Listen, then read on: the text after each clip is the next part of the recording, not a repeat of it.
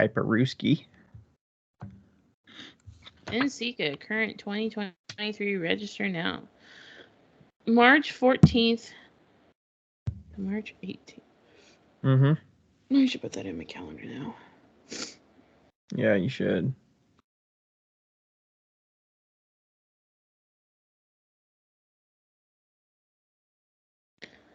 NSECA. March 14th to March 18th. Okay. Alrighty then.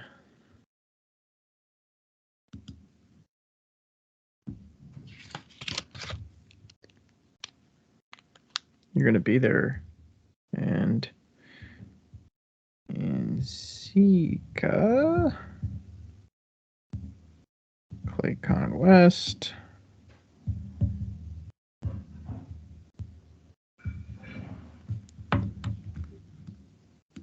I'm just jotting some dates down.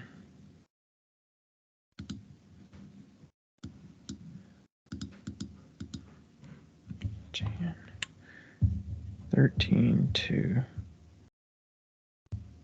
15. And then March. You said 14 through 18? Mm-hmm. I thought it was just the 15th through the 18th, but maybe they do something simple on the 14th.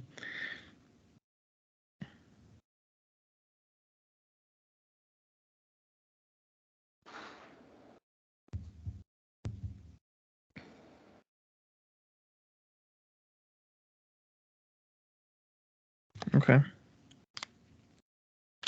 Imagine if we like wrote a script. Like, imagine how much time that would take. No, thank you. It's different if it's two of us. If it's just one of us doing it, like you could do it over and over and just do it whenever, and whew, that would suck.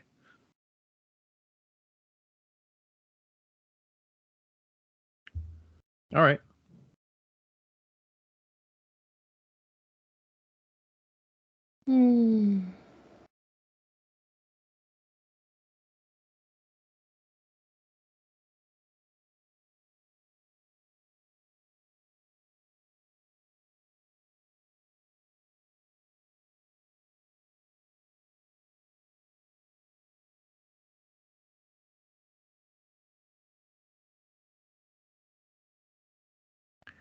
All right, you tested on your side, right? Yep. All right. I'm good to go if you are. I'm good. All right. Do you want to start at 45 seconds? Sure. Did you record the podcast? I'm already starting. It's already been recording for 3 minutes. Oh. Cool. Yeah. Ba-doop. Beep, beep, beep, beep, beep. Beep. Hello, Ryan. Hello there. Hello, Poppet. Hello, Poppet. We're live. Hi, we're live. We're live. How are you? What's new? How's it going? Let's get to you because it's gonna take me forever to fucking. I'm doing all right. I was just telling you before we start recording. I was like, I'm getting a little antsy because I haven't touched some important emails in the last 4 days. I'm sure that's nothing for some people. They probably neglect it for weeks, but I have one sitting that I got 3 days ago, and I'm just like, I'm like, how do I respond to this? Lingering on some of these things where it's like I gotta respond to some of these, but they require. I'm like take 10 minutes or so, figure out everything I want to say so that I don't have to get questions back at me. That's kind of how I try to respond to some of these emails, and I need to do that for probably 4 or 5 different ones. And I don't really feel like sitting at my desk and on my computer for another hour and a half or whatever replying to emails. So yeah, that's fair. I've been putting it off. And then pot swap stuff started. Yeah. That's been taking up a lot of time this week. We officially got everybody in. We got 120 people in. Yeah. 1,020 people in. 1020 1020. And Yeah. sent out all the emails, let everybody know. Now We it's got my some people job. that were a little antsy, but Yeah. I feel Now like it's put in all the work to do the FAQs and let everybody know what's going on. See, you don't even need to do that. I don't even I know why you feel like fucking I do that. over communicate too much, and then you get people that are just on the edge and they're gonna ask Yeah. not stupid questions, but they're gonna ask like worrisome questions that it's like Yeah. there's nothing to worry about. You're in. You're taken care of. Stop worrying. Like But it's some people not just get so excited that they're like, nobody's dying. We got a pot swap t-shirt we did. Becca that did some graphics work over there, and yeah, and I'm proud and happy to say now that I know that my supplier for the t-shirts, the color is fucking great. It the looks color great. of the actual print as Yeah, well the as the prints, t-shirt it looks quality. so good. And That's good to hear. yeah, really happy about that. So Wheel Talk t-shirts coming soon because now it's easy. I still even have all of those old illustrations I did. Ooh, I might not actually. I don't know. No, I think they're on. Yeah, No, you and your computer storage issues and hard drive for issues. I don't fuck's know. sake, I don't know what the fuck is going on. Like I've never had an issue until this year with computer stuff. But anyway, Wheel Talk t-shirt should be coming soon. Yeah, so Potspot's been taking a bunch of time. Happy to get that. Getting the team to start helping out too, which Yeah, will be good because and I've like been managing yeah. the Instagram for a couple weeks now and it's been a lot. Well, you manage it too much, I think. And also, Well, I don't want to you can just ask. not get on there and reply to messages for I think we're going to have our first people take over on Sunday. Do, That's the I didn't even get what who do we did you already like give people their dates? No, I'm getting the people together. I've already got commitments from like 5 people. And then I'm waiting for a couple other people to reply, and then I'm gonna send it to all of them and say like, okay, go ahead and sign up for your dates. The calendar's up there. Here's the calendar. Go to Okay. it, put your name on the dates, and then I'll tell you how to get it into it. So You know that I can help you, right? okay, then do that. Okay, I'll do that. I don't know how I you've mean, as long as contacted you, them, but I'll do it. what's that? I don't know how you've contacted them, but well, now you have I to do it emailed because them on the Potsop account. I was like, hey, are you oh, interested okay. in helping out? Then I could do it. Yeah. And they're unread, so you can look at the last couple. I reached out to another 4 or 5 people that were showing interest this year. Okay. Because we had 2 or 3 people that can't help us this year. So, yeah. Cool. Yeah, Spanning the bench. and we just send them a calendar that they can edit, and they just put their name down. Yeah, it's a shared Easy calendar. peasy. Yeah. I Nothing figured too out complicated here. the Google Maps thing. I was really proud of Yeah, I myself. was worried. I was like, is she gonna figure this Google Maps? And I was like, well, you started sharing it on stories, and I was like, she got this. She knows what she's doing. I figured it out. I was so proud of myself. It's kind of hard to understand how to get to that section of maps. I had to use Google or YouTube. YouTube helped me. Okay. Yeah, it was a little sure. confusing. But you could see the other ones that were already in there, so that probably helped a little bit. So you knew you were in the right spot. Except for I did it on Wheel Talk first. But yeah. Oh, you did? Okay. On accident, yeah. But yeah, it's really cool to look at the map and just see where everybody is. There's like a lot more in Australia than I thought. Yeah. I mean, there's probably like 15 people in Australia, New Zealand area. Yeah, there's a ton, and there's way more like variety of countries this year. Mm-hmm. Few in Germany, I would say like 4 in Germany, 5 in Germany, lots of England. Some like Spain and Portugal area. Spain, Portugal, There's one Italy, Japan, India. There's India, South Africa. Israel. Yeah. Lots of just crazy. Yeah. We just need to get a little more in Asia area, I think, in South America. I didn't see any in South America this time. There was one in South America. Was there? Okay. Yeah. Maybe it was one that wasn't mapped or it would be cool. Oh, I know. I'm sorry. There's one we in used South to have Africa. one in Chile and Peru in the past, but yeah, there was one in South Africa.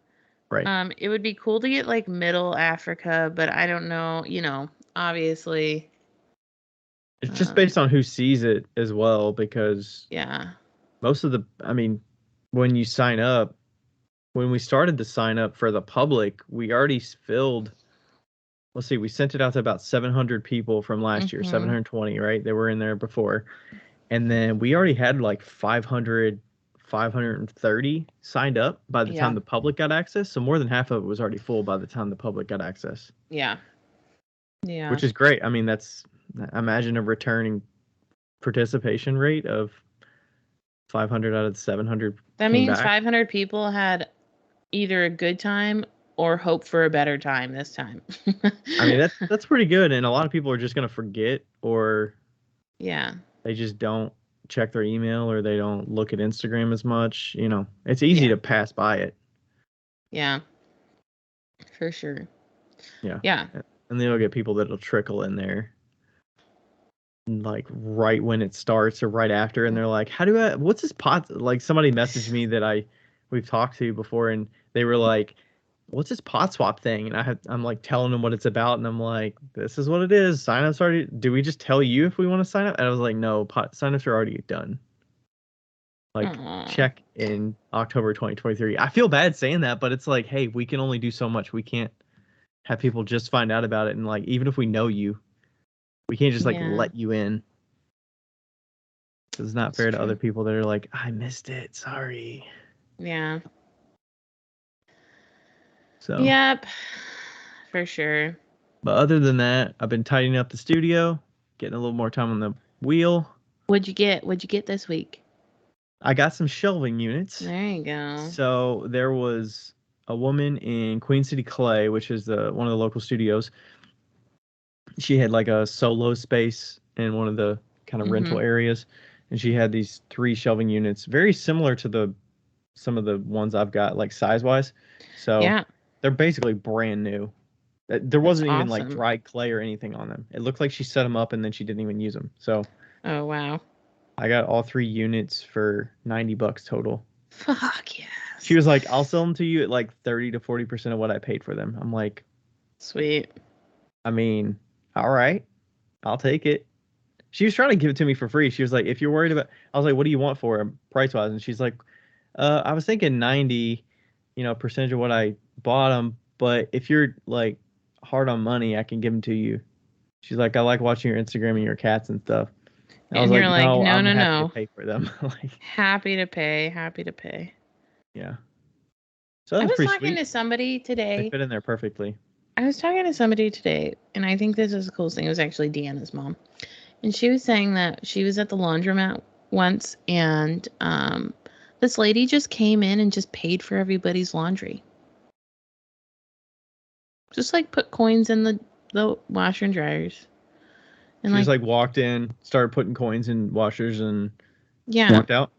yeah. And or like, she was from a local church, and that was like what their ministry was doing. And I was like, that's the most useful fucking ministry. Like, that's the Do they one plan that place. out, you think, or? I don't know, but like that's the one place that I feel like no matter if you go, people are in need at the laundromat. Sure. Because if they're at the Who couldn't laundromat, use a that free means they load of don't have a laundry? washer dryer. Yeah. You know, they have to pay, like we have to pay, but in a different way, but like not as much as they do. And I was like, that is so cool. Now I just want to like save my quarters up and just like go to a laundromat and just like pay for everybody. Sounds cool. That'd The be only thing fun. is, I feel like you can't really put it in a box or something. Like you can't really just sit it somewhere as like community quarters, because I feel like somebody inevitably is just gonna reach their hand in there and just take all of them, right? No, no, no, no, no. You would just go up and just Put them in put the there. quarters in. Yep. Or like put it in the machine so somebody didn't have to, like before it even started. It's like, oh, it's already paid, you Hmm. know. Anyway, how are the meals going? Are you still doing the Meals are great. I think we are 6 weeks in, maybe. nice? So it's about 20 meals ish, 18 meals. It's been going well. It's so we're doing 3 a week. It's been good. I'm getting more efficient with chopping, and it's like, oh, we've done the mashed potatoes before. We've done the chopped cut potatoes before. You do the carrots, and you just get Yeah. used to doing it. So it's like, oh, I know what it's going to tell me to prep here. Yeah. So it's pretty simple. And yeah, I think just getting the consistency of like setting time aside to do it is good. Yeah. Oh, Because otherwise I would be in the studio and I would neglect eating until 10 o'clock or whatever. you did a show this weekend, one-day Yes. show. Yep.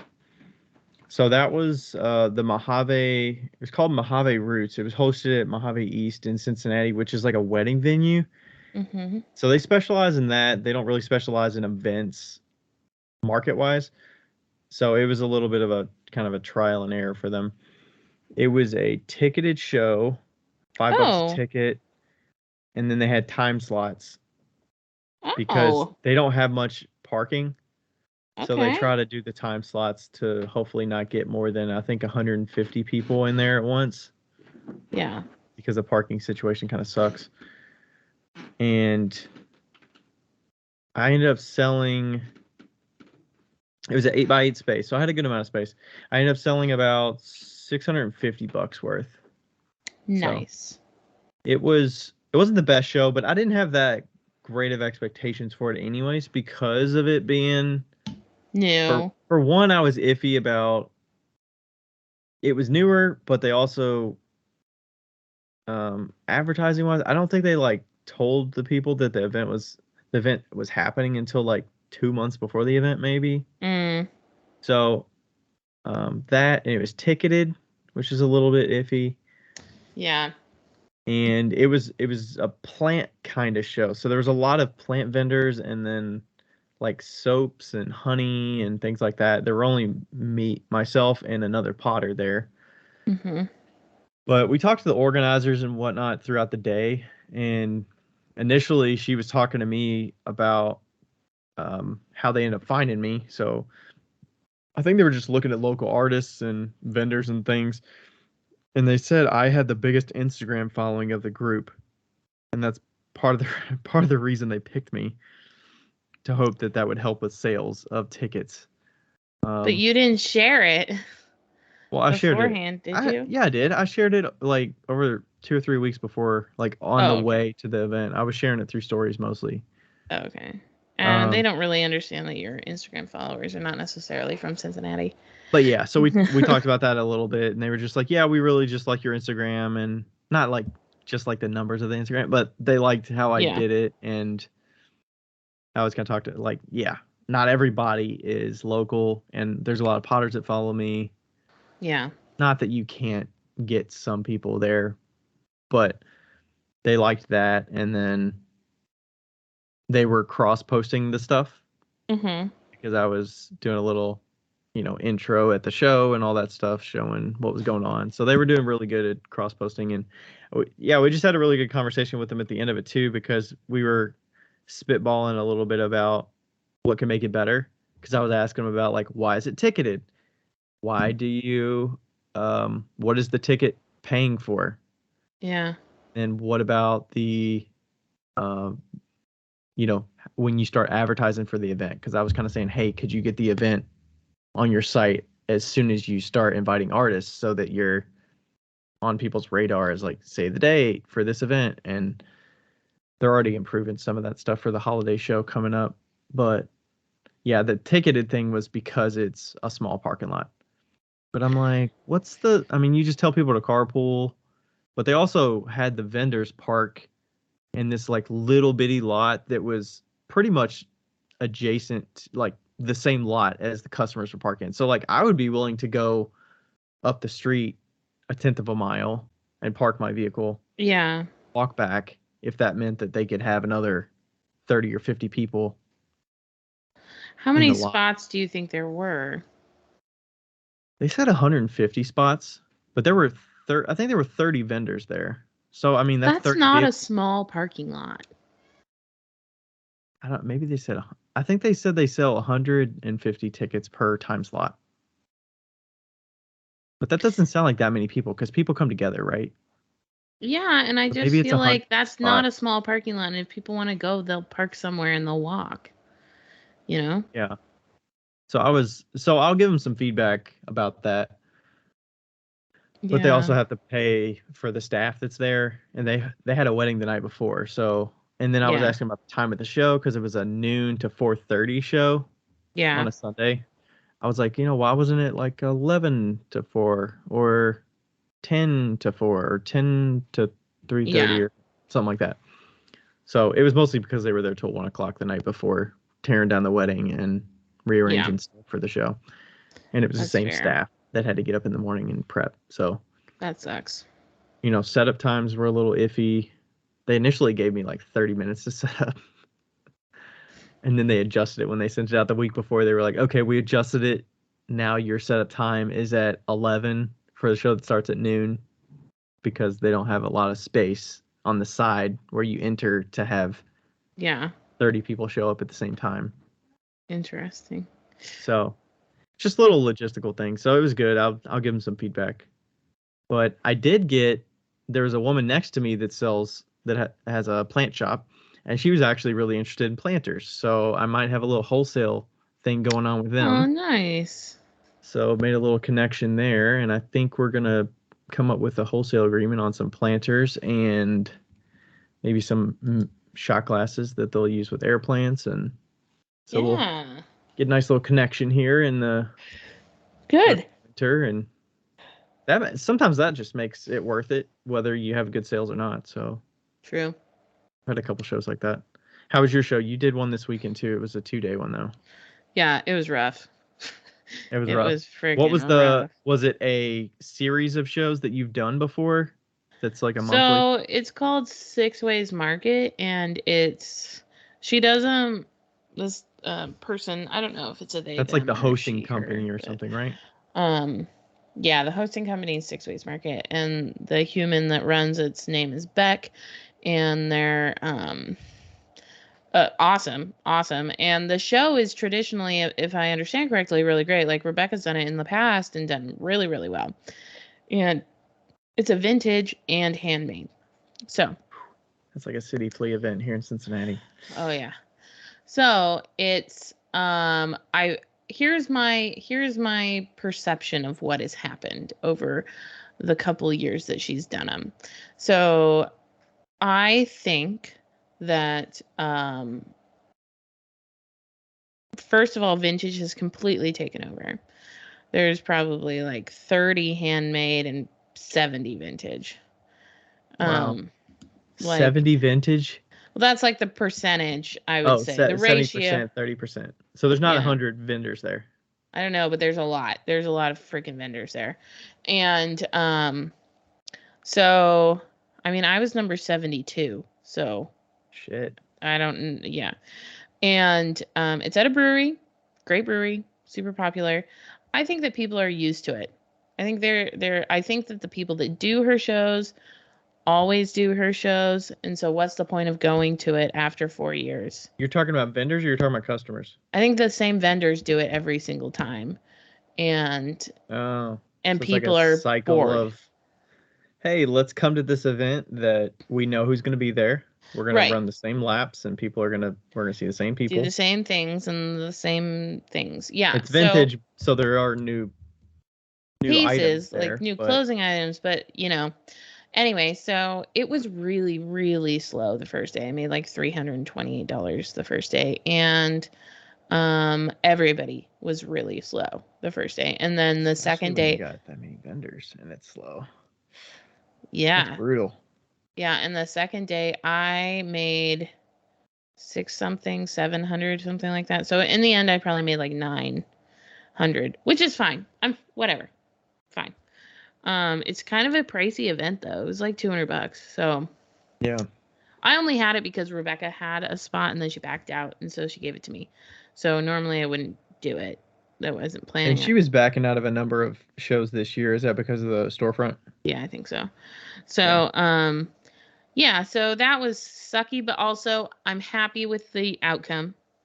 That's better than other shows that you've said have sucked. So Yeah, I'm definitely happy with the outcome, and I'm not like upset. It was just slow. would you But do it I will again? say, no, I wouldn't do it again. But I will say that I was set next to the beer garden, the beer tent. Right. So there's a law in Indianapolis that you can have alcohol a mile from the stadium because of the Super Bowl. You can have open containers if it comes from the original containers. So they can sell cans, open it up, give it to you, and you can walk down the street. Mm-hmm. Which I think is absolutely insane. It's like Fine, a but insane. outdoor drinking district. They've got those in a lot of big cities now. Yeah, I didn't know that was a thing. But so I was right next to the beer booth. And so I got free beers the first day. And because I made friends, obviously. And then I made friends with the second girl who did the beer booth the second day. And she bought a pair of earrings from me and I gave her a discount and then she gave me a beer. So I got Nice. 3 beers for free. And they're like $6 a pop. Like Right. and I organized a mimosa gathering on Sunday. So because it was so slow on Saturday, I was like, Jasmine, she was my neighbor across the way. I was like, Jasmine, do you know what we need? And she's like, what? And I was like, mimosas. She's like, let's do it. She brought orange juice. I brought 2 bottles of bubbly, Champagne. Nice. and then Kara bought 1 bottle of champagne. I was almost drunk by 12. Fucking slammered. So yeah.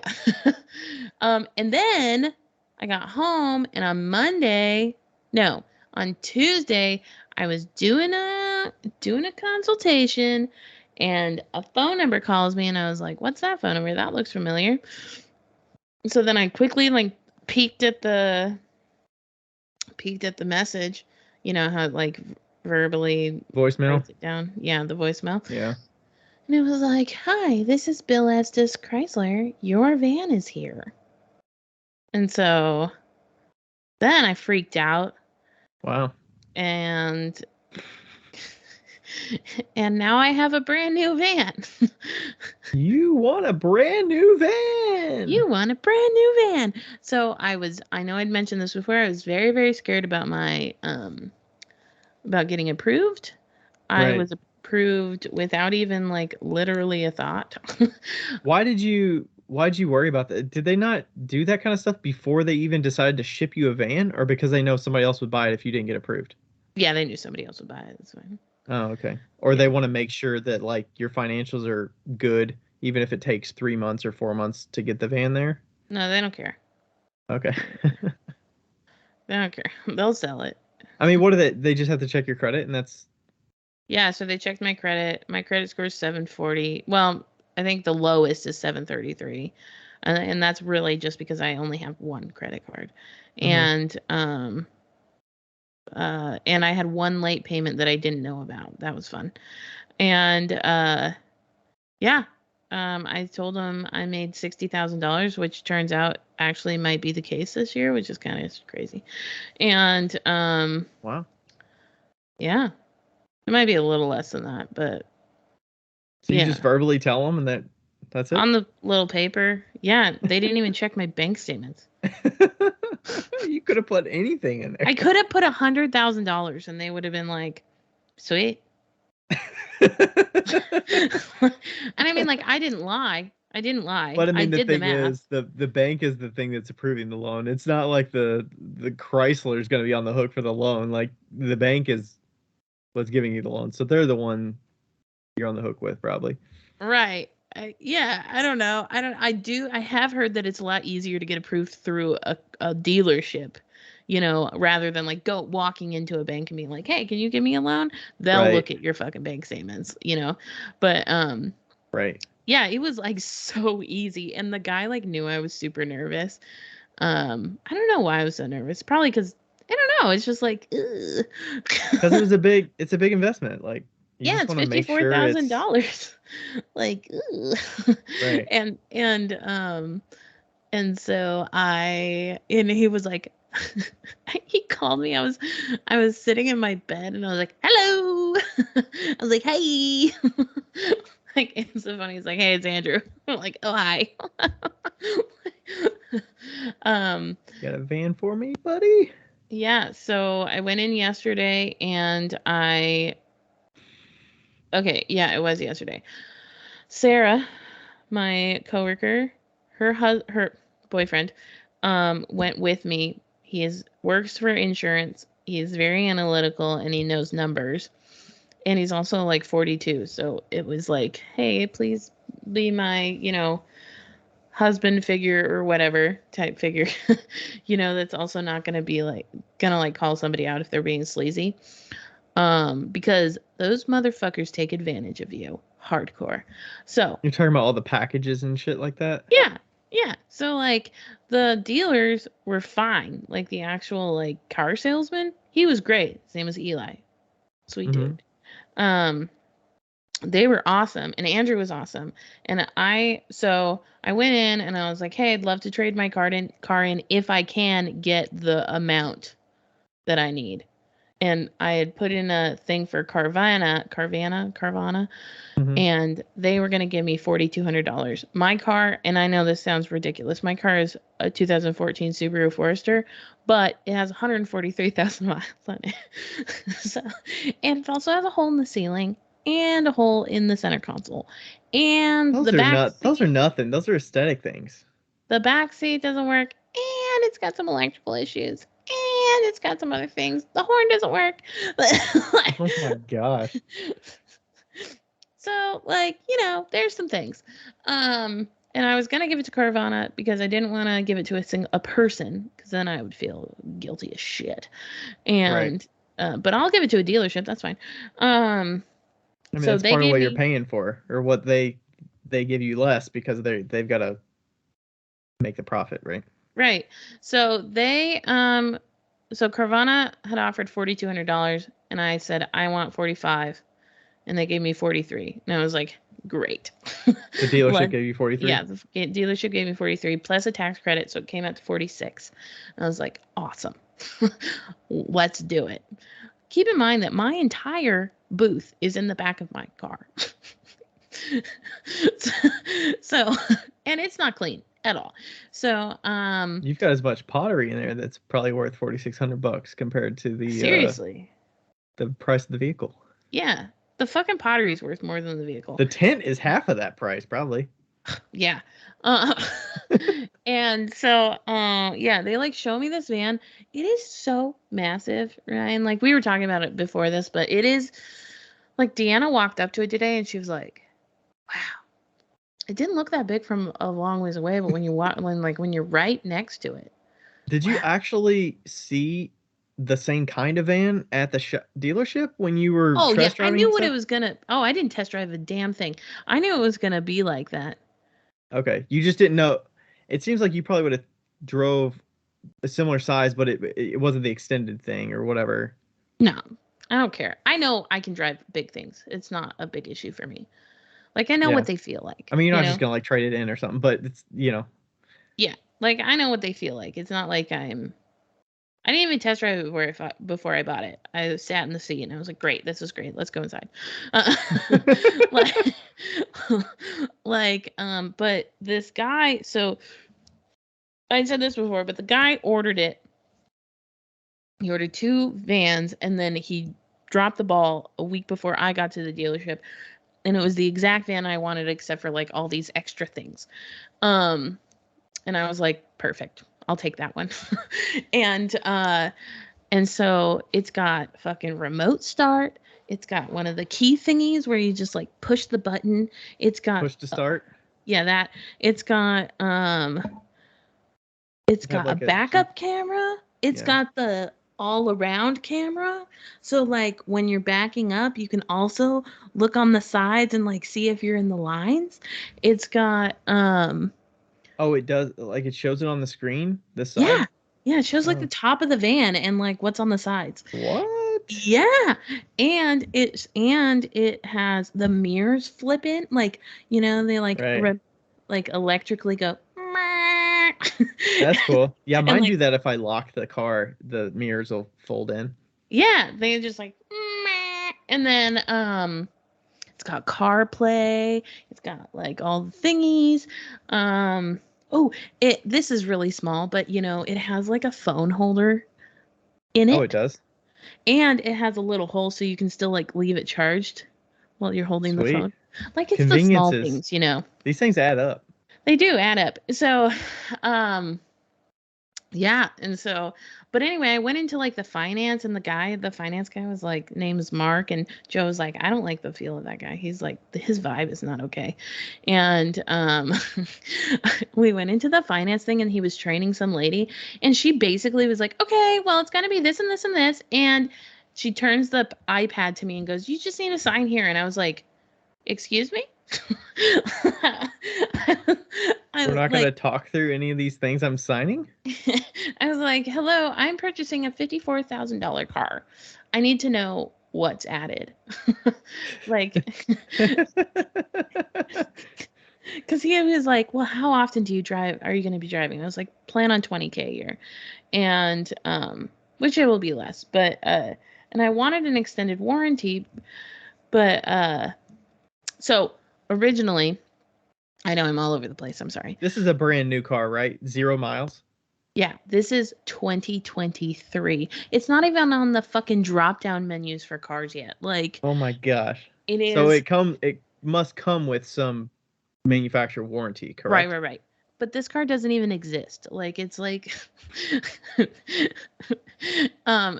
first off the line or something. Because of my car being traded in, that was $4,600 value. And then if I told Andrew I want the lowest rate you can give me.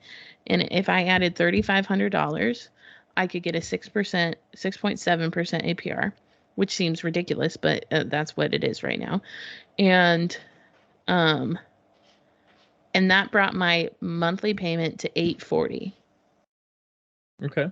$840. Keeping in mind, everybody out there is like, holy shit, that's so much. I pay $1,177 for my apartment right now.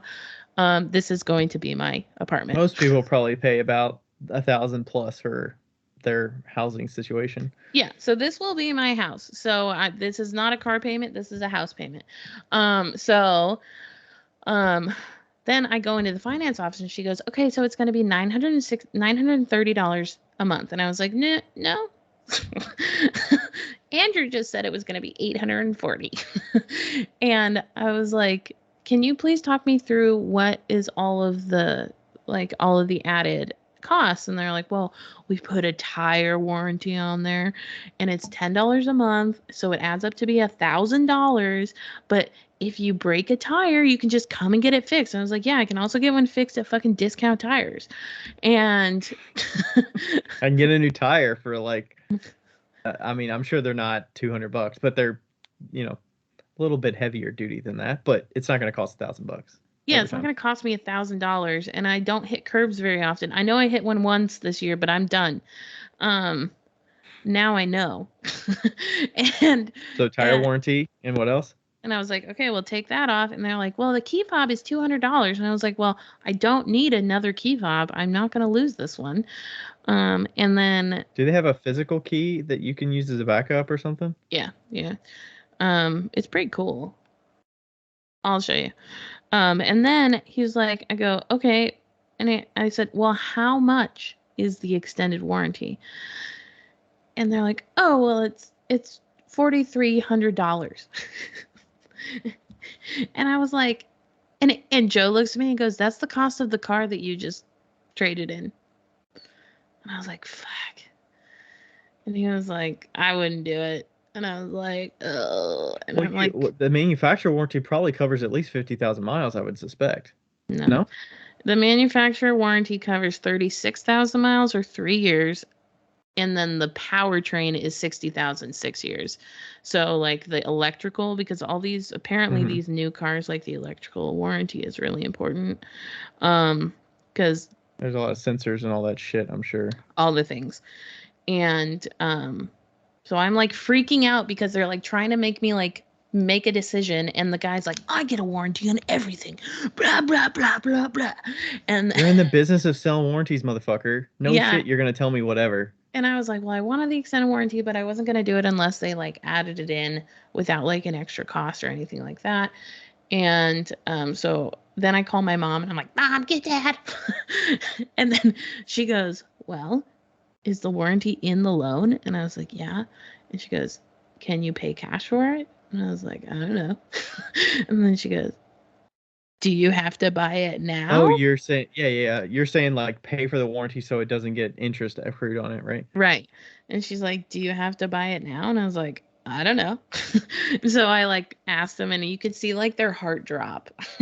I was like, do I have to buy the warranty now? And they're like, well, no, but They don't want to say that. They're like, don't say that. but it will be way more expensive if you buy it later. And I was like, well, do I have to add it into my, can I pay cash for it? And he was like, well, yeah. And I was like, okay, great. We're not going to do it. And so my payment Nice. is $830. Love it. Woo! Love it. It was way less than I thought it was going to be, which is great. Yeah. And Well, me normally and there's Joe, like when I was buying mine, there were like tiers of warranties, right? So there's like there X are. number of miles, X number of years, and then the the place I ended up buying it from was way cheaper. I don't know why, but it was like half of the price for the warranty, where it was like 3 year, 36,000 kind of thing. Hmm. It was like half the price, and then the dealership was like 4,000. I was like, why is the warranty so much? Who did you get your warranty through? The warranty's through the whatever the warranty company that the one place was. Oh, okay. The features were basically the exact same as the other place. It's just Yeah, you can get like off-brand warranties, but there are some that don't like, they're not very good apparently, according to Deanna. And yeah, I'm sure there's different. yeah, her hub friend works at, that's a husband slash boyfriend, uh works at a Subaru dealership, so he knows all the things. But yeah, so anyway, I fucking You got it. we we moved everything into the van, and like we had to make sure to like spread it out on the floor so it didn't like slide around. Because But you had all your pottery and everything in there. yeah, and all the metal shelves are like like like every time I drive, like, and there's a lot of railroads around here. So Right. it's like Because it's the metal floor, right? It's not the yeah. plastic floor. Yeah. I bet it felt so humongous when you just walked in the back end of it, and it's just like, oh my gosh. I'm gonna be honest, I did not walk in it when it was empty.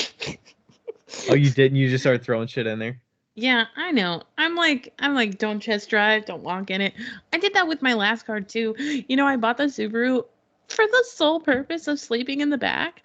And then like I bought the car and then folded the seat down, and it had like an incline on it, and I was like, well, fuck. Like, why did you not test that? What is this gonna be like when I fold it down? I'm an ADH human being. That's Okay. that's a Becca move right there. Like that is fully my MO. You know what I did to see What? which vehicle version I wanted?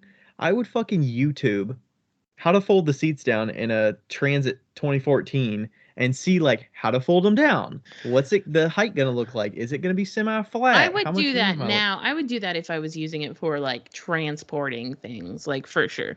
Well, you knew yours was gonna be empty, so that wasn't really a concern for this vehicle. But Yeah, this vehicle. And it's like you get what you get also with this. I think it's a fucking cargo van. It's like bare bones as right, little as possible, you know.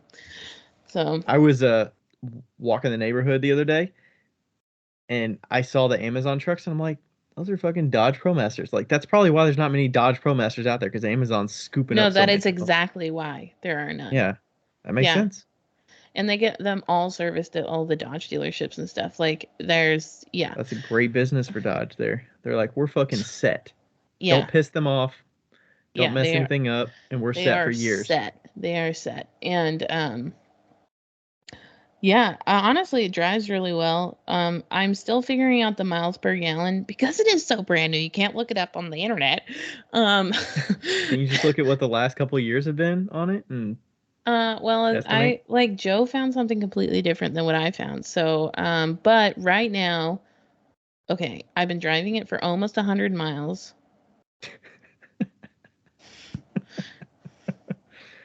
I think it was at like 80 miles because I went up north today and like ran around places and stuff.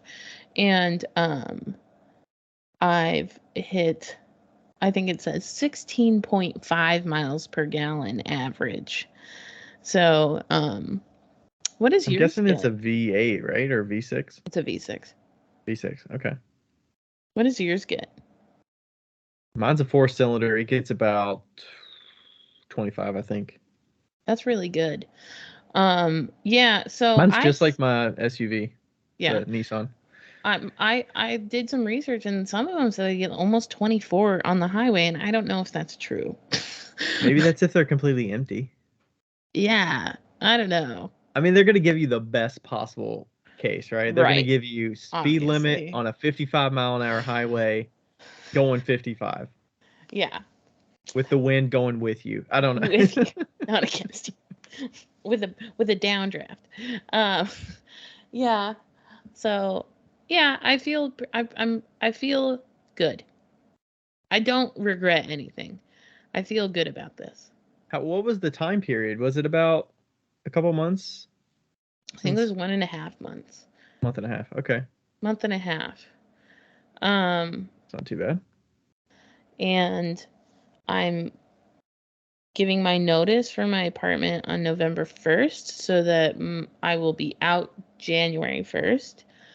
And I'll probably be out a little bit before that, but Are you bringing anything with you to the house when you come? your house? Yeah. You guys, I was gonna ask you if you wanted some paintings, but I figured we had time. Yeah, we could figure it out. I don't know your trip plans for things over the coming. Yeah. But you got a big vehicle. I got a bigger vehicle now too. So hey, if you need to be like, hey Ryan, bring that big vehicle.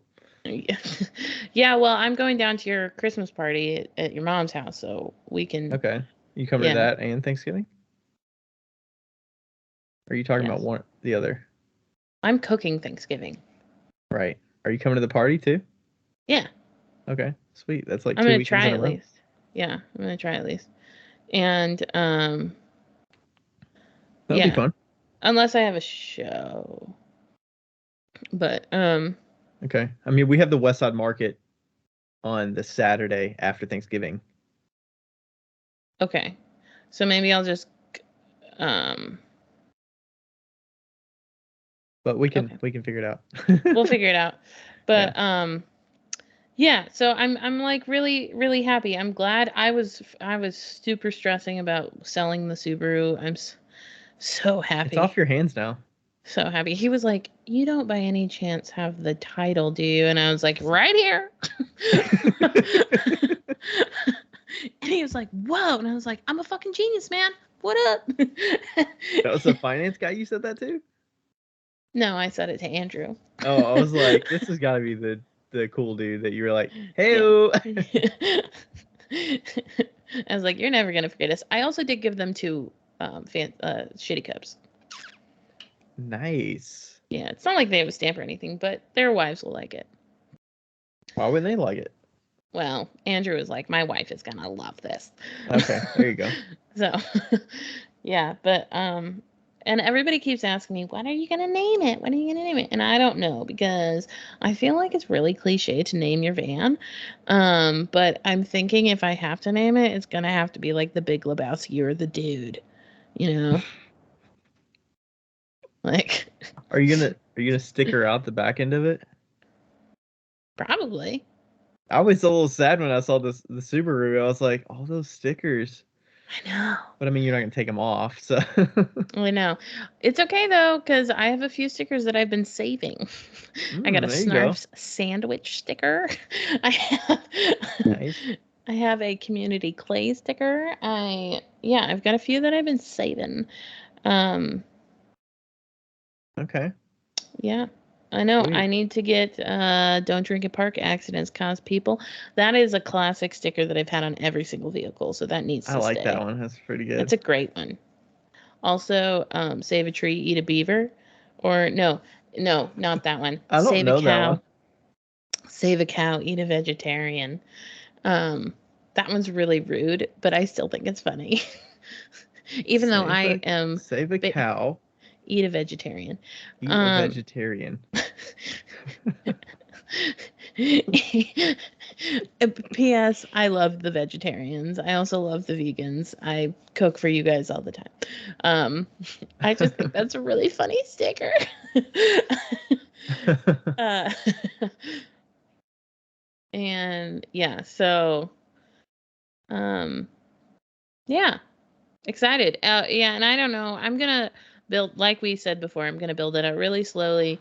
Cash. Yeah. Cash. But since I have a little bit extra cash, I might get that baby test kiln Really? right now. Like I might get it tomorrow. Hmm. So Well, did you ever sell some of your studios, like the high roller? Did you sell that yet? no. Okay. I mean, I'm sure you got some studio stuff you can sell to offset some of that too, to help. Right. I'm like, should I sell the high roller? Because like I've been thinking about it and I could store it at my like I could Why? store it somewhere. Are you gonna use it? Like, is this like a maybe I'll use it down the road? Because I feel like you don't really use that at all. But I'm not in your studio. I do use it. Um Do you use it weekly or do you use it? yeah, I use it for earrings and I'll be using it for plates and stuff. I do use it and I'm like, will I use it in my future? That's my question. Like, I mean, when what I'm could you get something?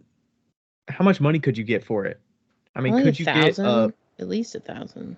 1,000? I mean, that's a lot of money. You could probably get a slab roller for like, could you do a tabletop slab roller that's 200 bucks? Yeah. Like a Like thousand bucks is a lot for a slab. Like, and those aren't on the market, so you have to buy those new, right? I mean, people aren't just getting rid of those. no. What if you sold it to like a community studio or something? I bet they That would is a pay good bad money for fucking it, right? idea. That Bad is idea? yeah, that roller's hard to teach new people. Oh, okay. It's just not new If you people sell it to a friendly. professional, then I'm sure we'll appreciate it. I don't know. Okay, well, we'll see. We'll see. We'll see. It just seems like a big piece of equipment. No, I agree. It is a big piece of equipment, but it's a big piece of equipment I own debt free.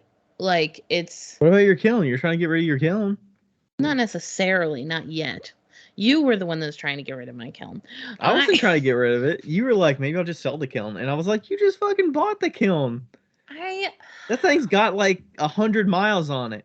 You're right. It has You're 100 selling firings this on it, motherfucker. but still, it's like I don't want to get rid of the kiln. And I'm like, ugh, this is But so it is a tough. huge kiln. And if you're not going to be making production pottery, then maybe it makes sense. It's But not a huge kiln. it's a big, your kiln, your, uh, your It's only Comart is 7 not a cubic huge kiln. feet.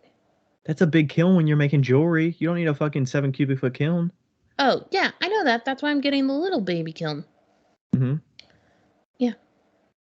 Well, I mean, you can't really do the production pottery out of a smaller one. So you're going to be commuting to different kilns, probably? Well, I was hoping that I could come back to my studio and just make a bunch of pots and then throw them in the van and then cart them around, Yeah. That Little would be ideal. nomadic potter situation. Yeah. And like I've gotten it down to really all I need is the wine glasses and the spoon rests, really, Mm-hmm. and the fancy cups.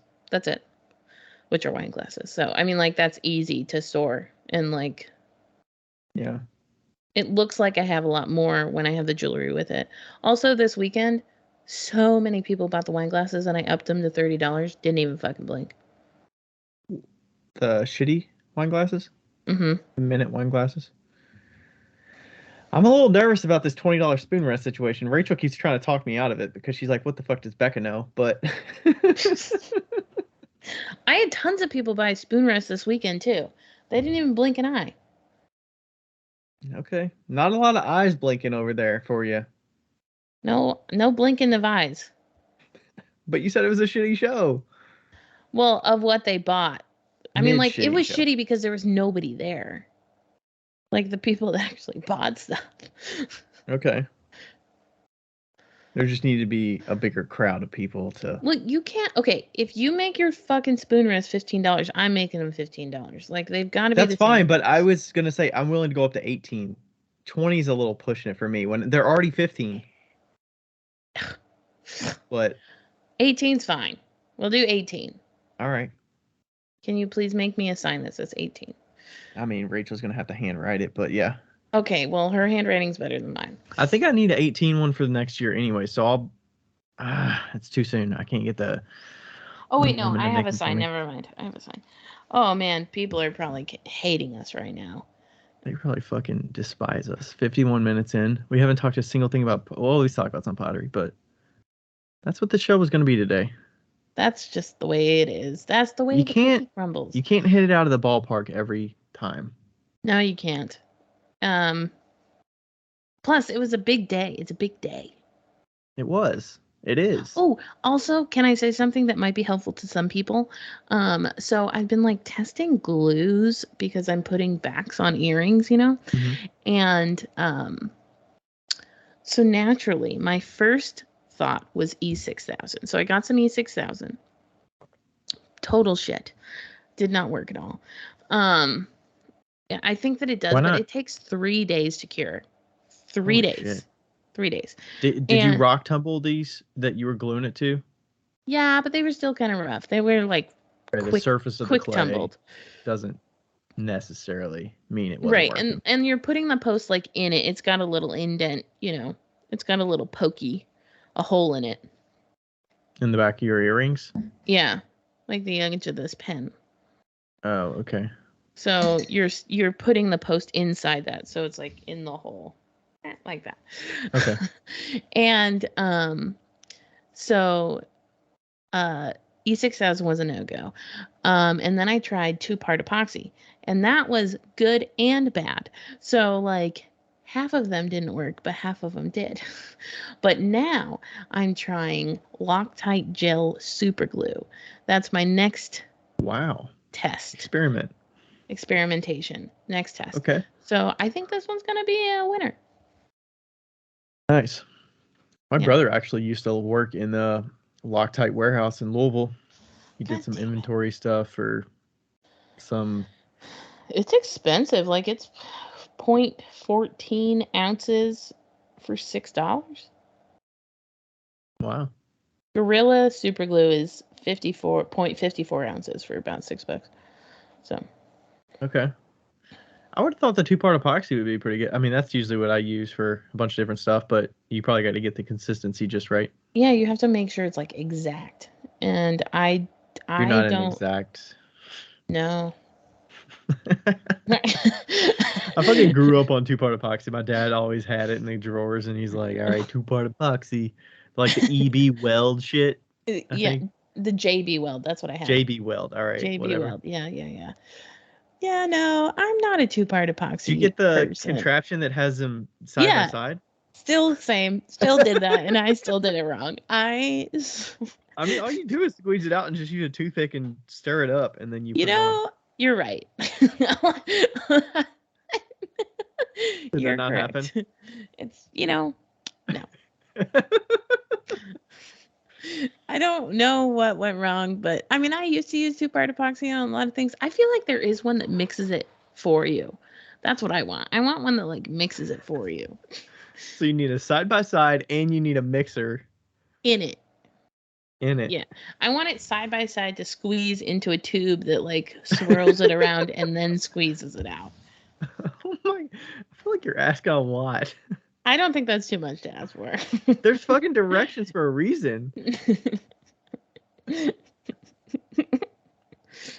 All right, should we move on? I feel like we're about an hour here. You should maybe put on the notes if you want to skip. Skip an hour ahead. The hour.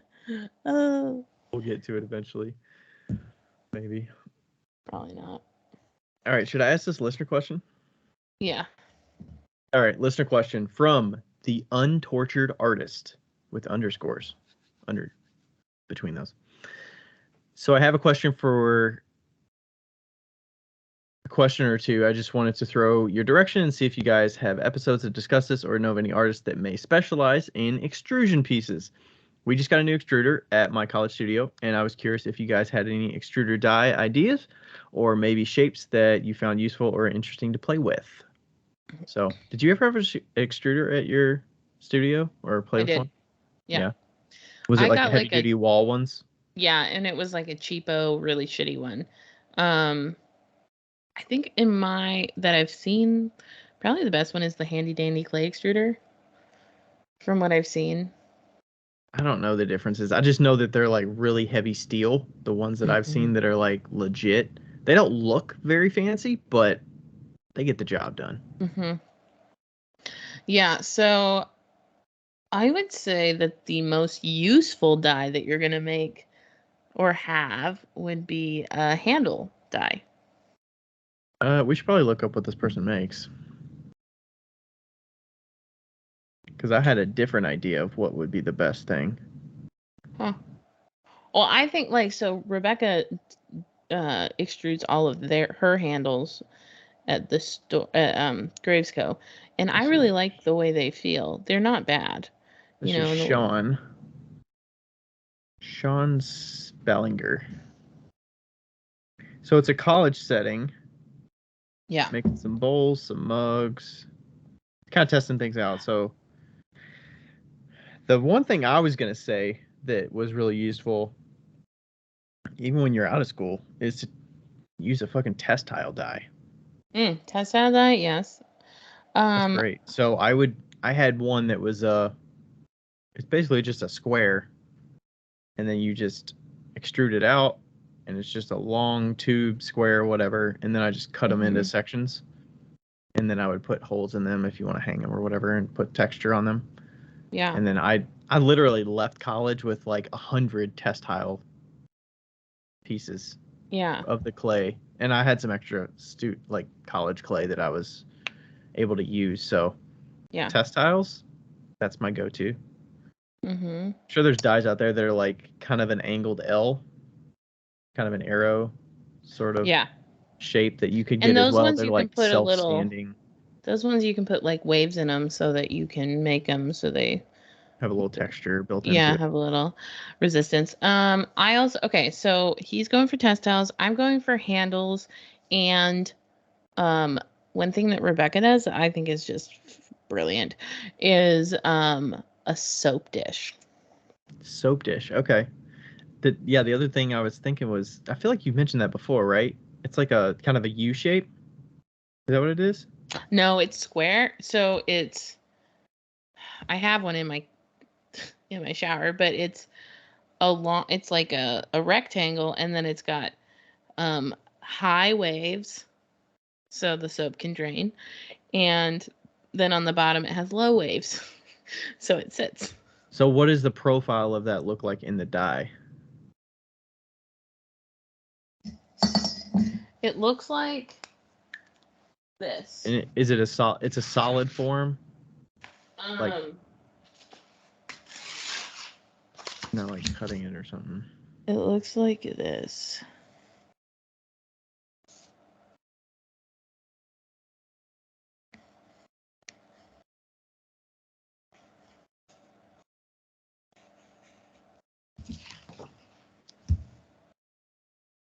Oh, okay. So it looks like a comb, kind of. It looks like a comb. Cartoon comb. Yeah, it looks like an Ed and Eddie comb. Ed and Eddie. Okay, cool. So I really like that because it's like a really practical. Oh yeah, that's soap awesome. Dish.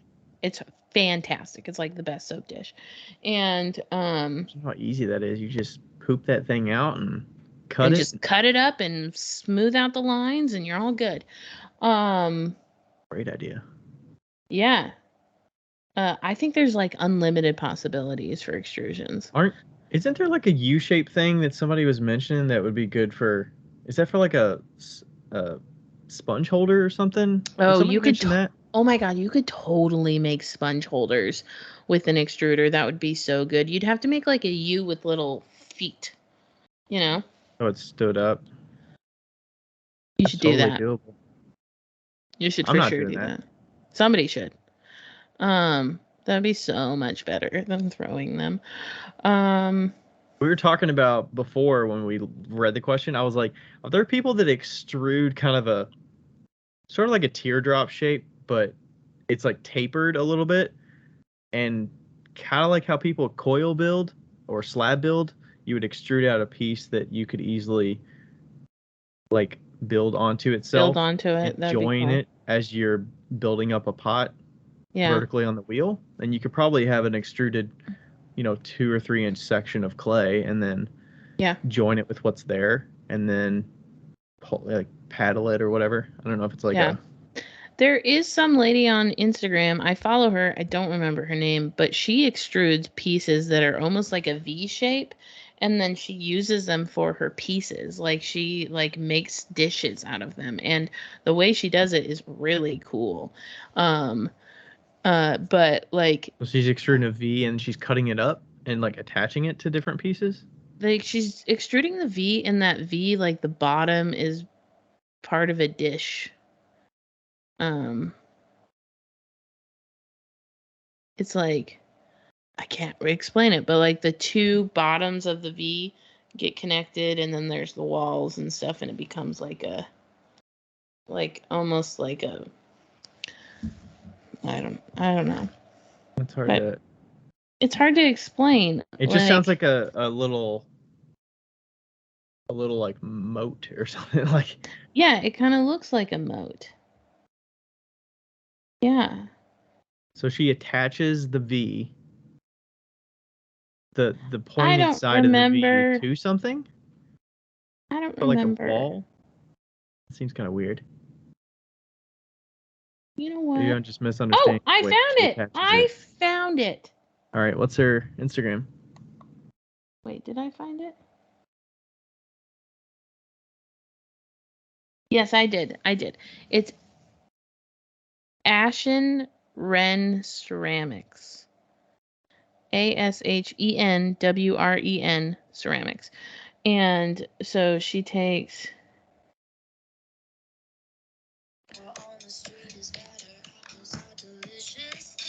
So, what the fuck?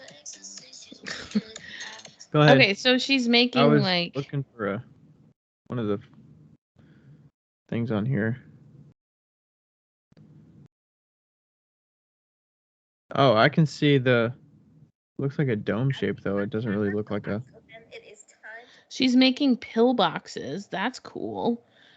And she's like extruding the pillboxes and in like a U form, and she's also extruding like cool incense holders. And look at these fucking pillboxes. Are you looking at them? I'm looking at her extruding them. They're really freaking cool, and I feel like it's really smart the way she's doing it. Oh yeah, that is cool. How does she get the vertical walls though? I don't know. Seems very. But I mean, you wouldn't want to hand build that. No. So anyway, I feel like there's she's doing what you need to do. Yeah, that's a very specialty. It's a very specialty item, but I mean, how many people can go to a show and see a pill bottle? A pillbox? I would totally buy a pillbox. Oh, and do you know what? Oh gosh, Nick, my coworker, it's NW Pottery. He made the cutest little elephant phone holder. Your mom wanted one. He made the cutest little elephant phone holder and he extruded it, and it's so gosh dang adorable. I feel like you showed me this before, the die of it. Yeah. Because it's weird the way you have to extrude it, but I'm sure you can cut. I mean, you could shape it whatever you want, and then just cut it, design it, put some whatever on it, glaze put a little holder on it so it holds your phone or whatever. A phone holder, I think, would be a great design. You could do like little holders for like business cards or something, or a napkin holder. Oh my gosh, you could do a napkin holder. Probably do napkin rings too. Napkin rings. You People could do. buy napkin rings. I don't know. I don't. No. But Val does. Val has napkin rings. You could.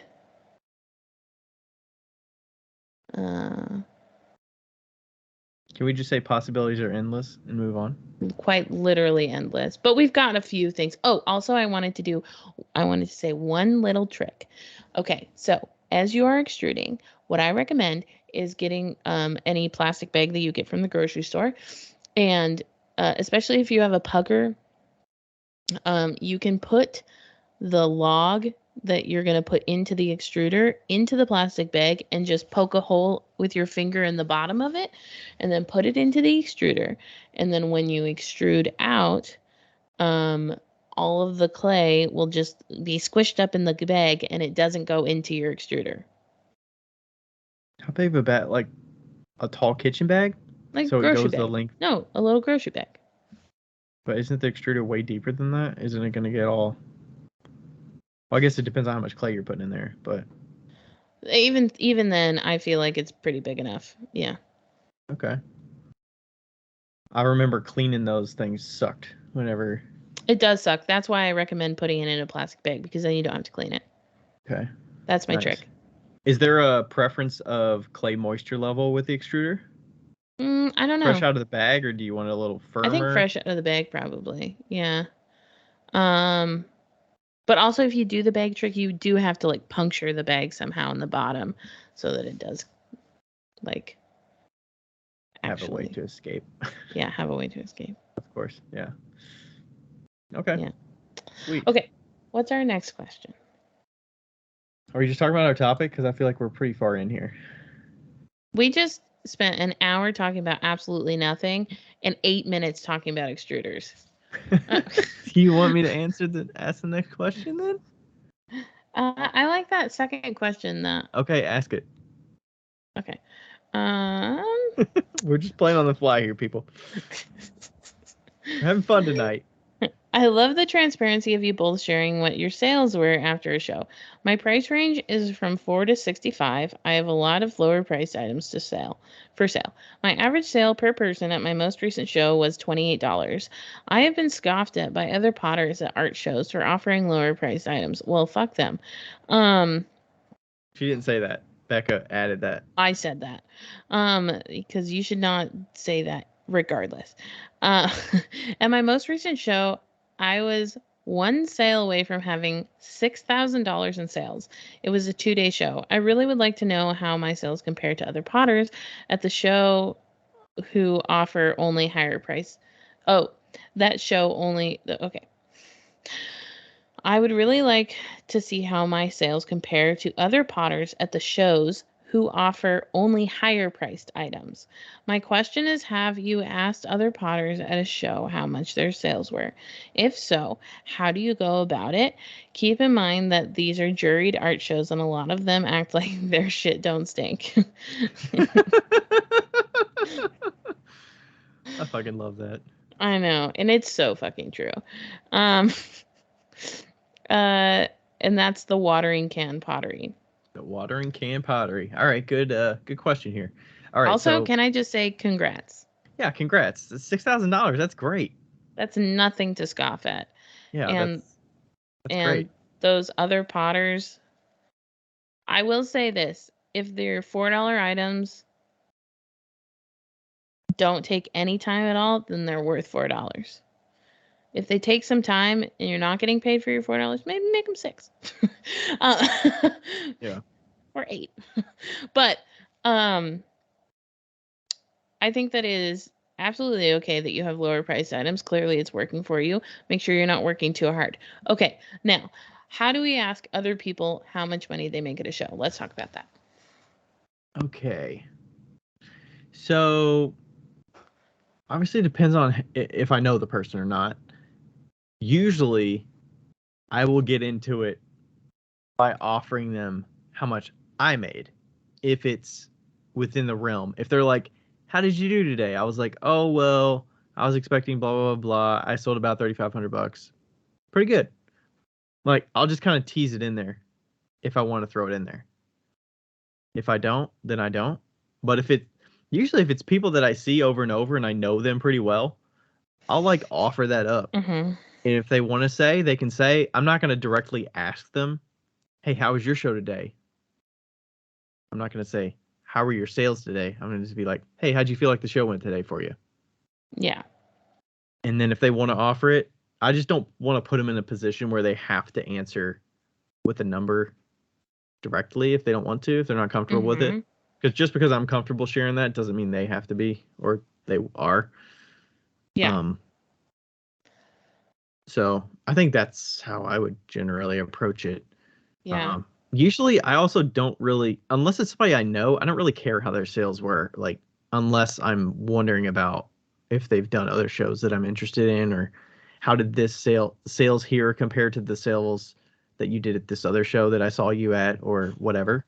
That kind of stuff is kind of more interesting to me, because we might have sold the same thing, and I have a number in my head of what I sold at that show, and then I can compare it and see how they did. Yeah. But I do think it's a valid question to be like, I wonder how the people that sell high priced items as opposed to somebody who sells lower priced items does at these shows, you know?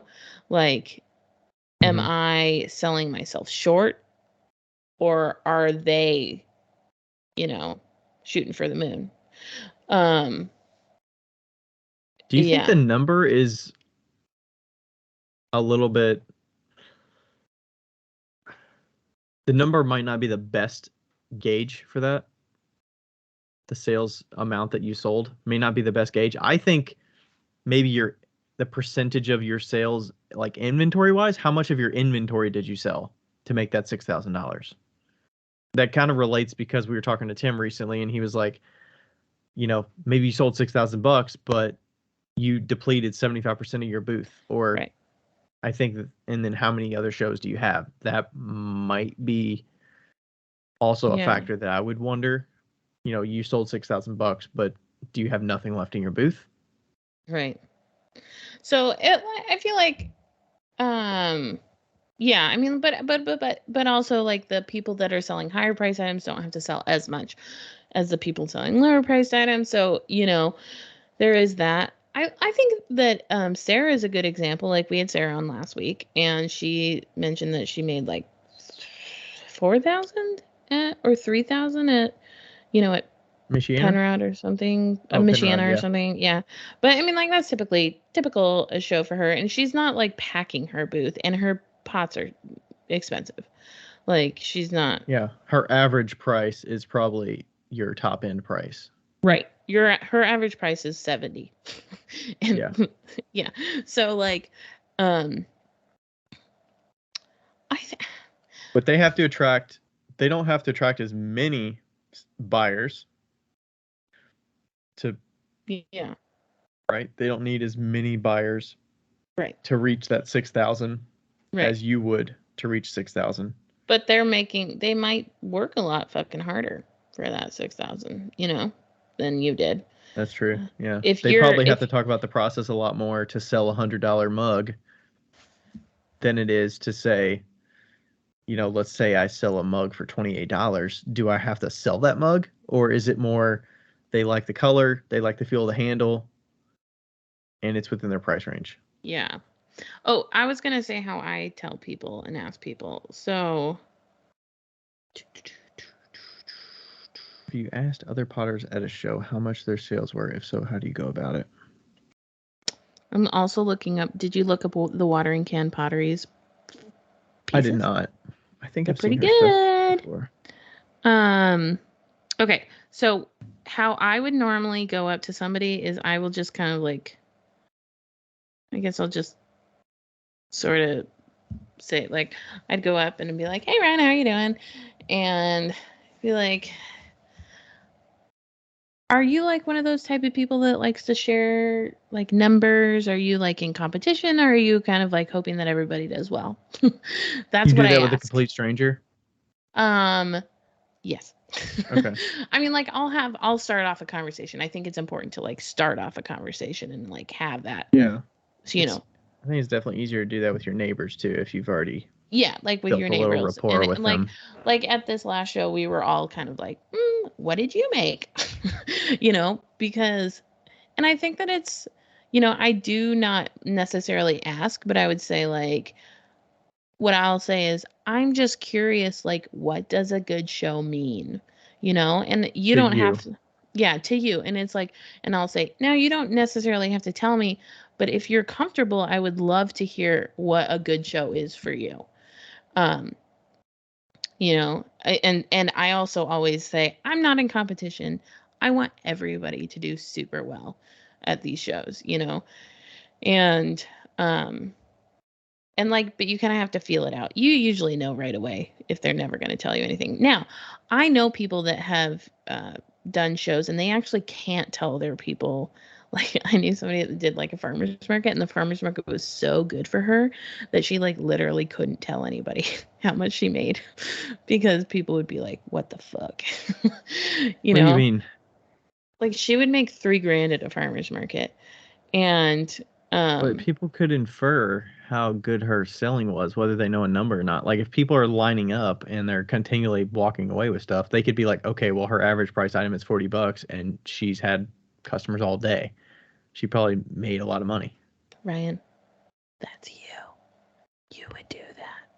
No, I'm not estimating how much, but looking at a I know booth, like, you hey, sell a if lot, but you don't know how much.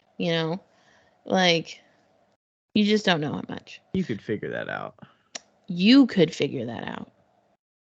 You are smarter than the average human. I mean, do you care to know the number?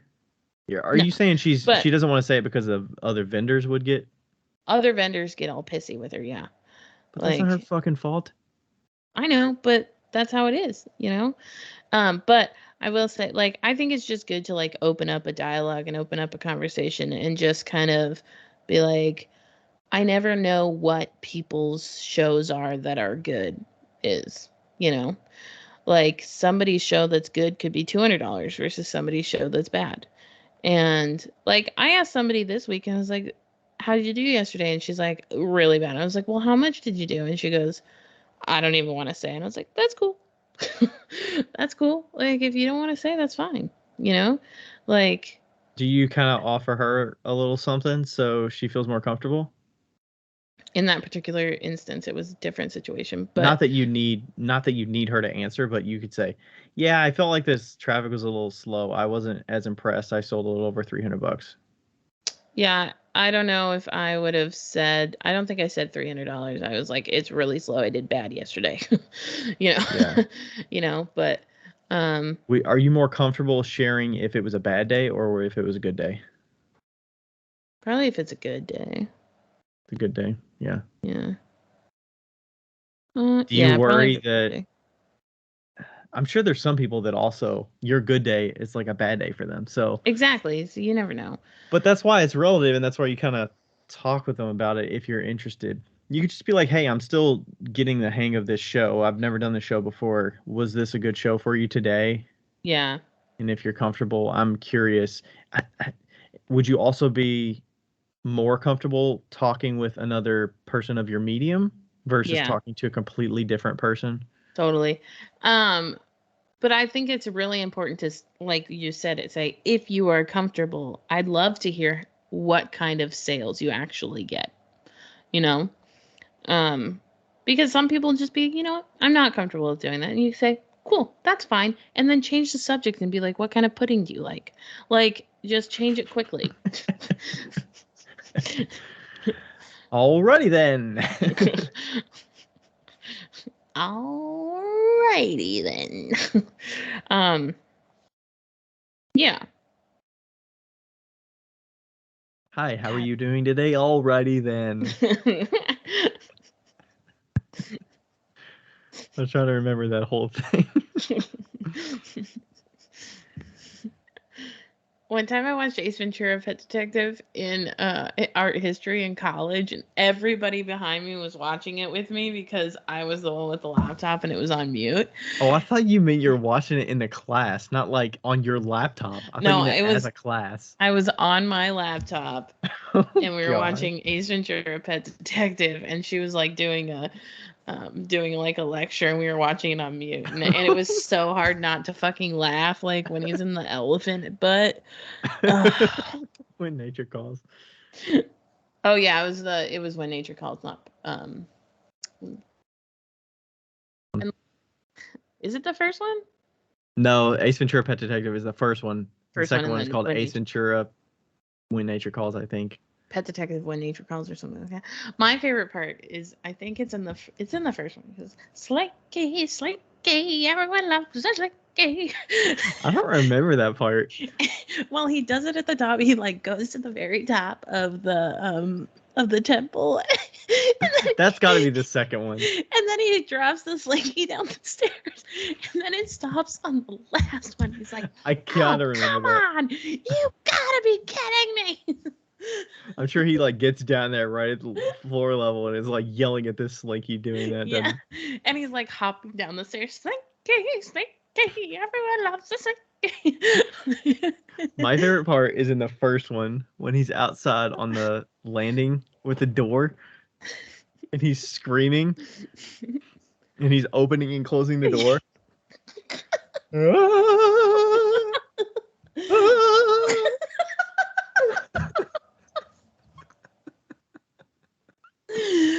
This is double-proof pane glass. Can we watch Ace Ventura this weekend? If we could find out where it's streaming. I probably have it on my... That's what I was thinking. You probably have it on Plex. I probably have it on Plex too. I do have it on Plex. Oh, that's great. This is double pane proof glass. Ugh, so funny. Oh yeah, no, it's not free anywhere. I got it. Sweet. Rachel Stoked. probably doesn't like. Well, I think she kind of likes Jim Carrey. She doesn't like She doesn't like Dumb and Dumber. What? She doesn't like Step Brothers. She doesn't like those kind of. She might not like Ace Ventura actually. What? Hey, Dumb and Dumber is so funny. I love Dumb and Dumber. It's great.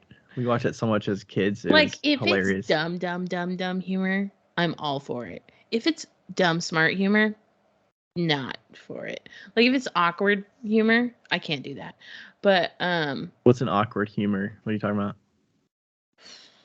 What's a movie?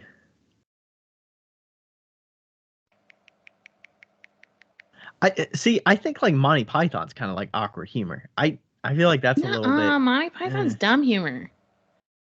Monty Python's dumb humor. I feel like awkward humor is almost like The Office. Okay. I liked The Office. It's not my favorite. Parks and Rec, not my favorite.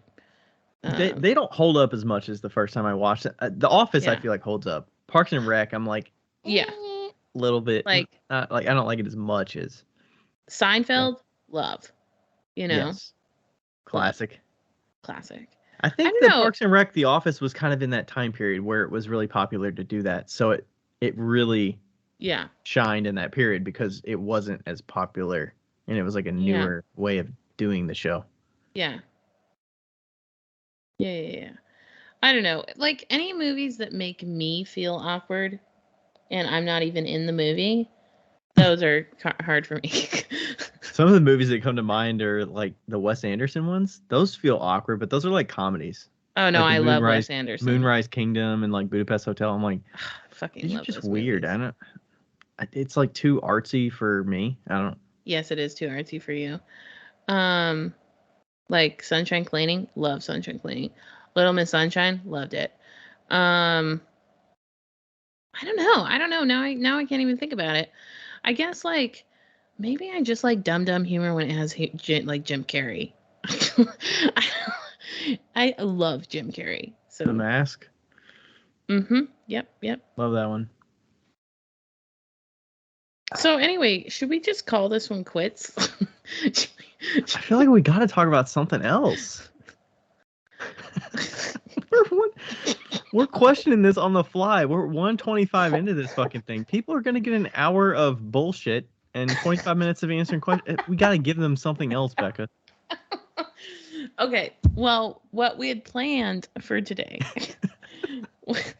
We'll give them 25 more minutes of something here. Okay. What we'd planned was we are sharing a booth this weekend. And so what you are about to experience is me and Ryan yelling at each other about how we would like to set up our booth, because we thought that it would be a good idea to kind of like, I don't know, some people share booths, and I think it's important to like we're sharing a booth because I did this show 3 or 4 years ago, and I shared a booth with somebody. It's an expensive booth.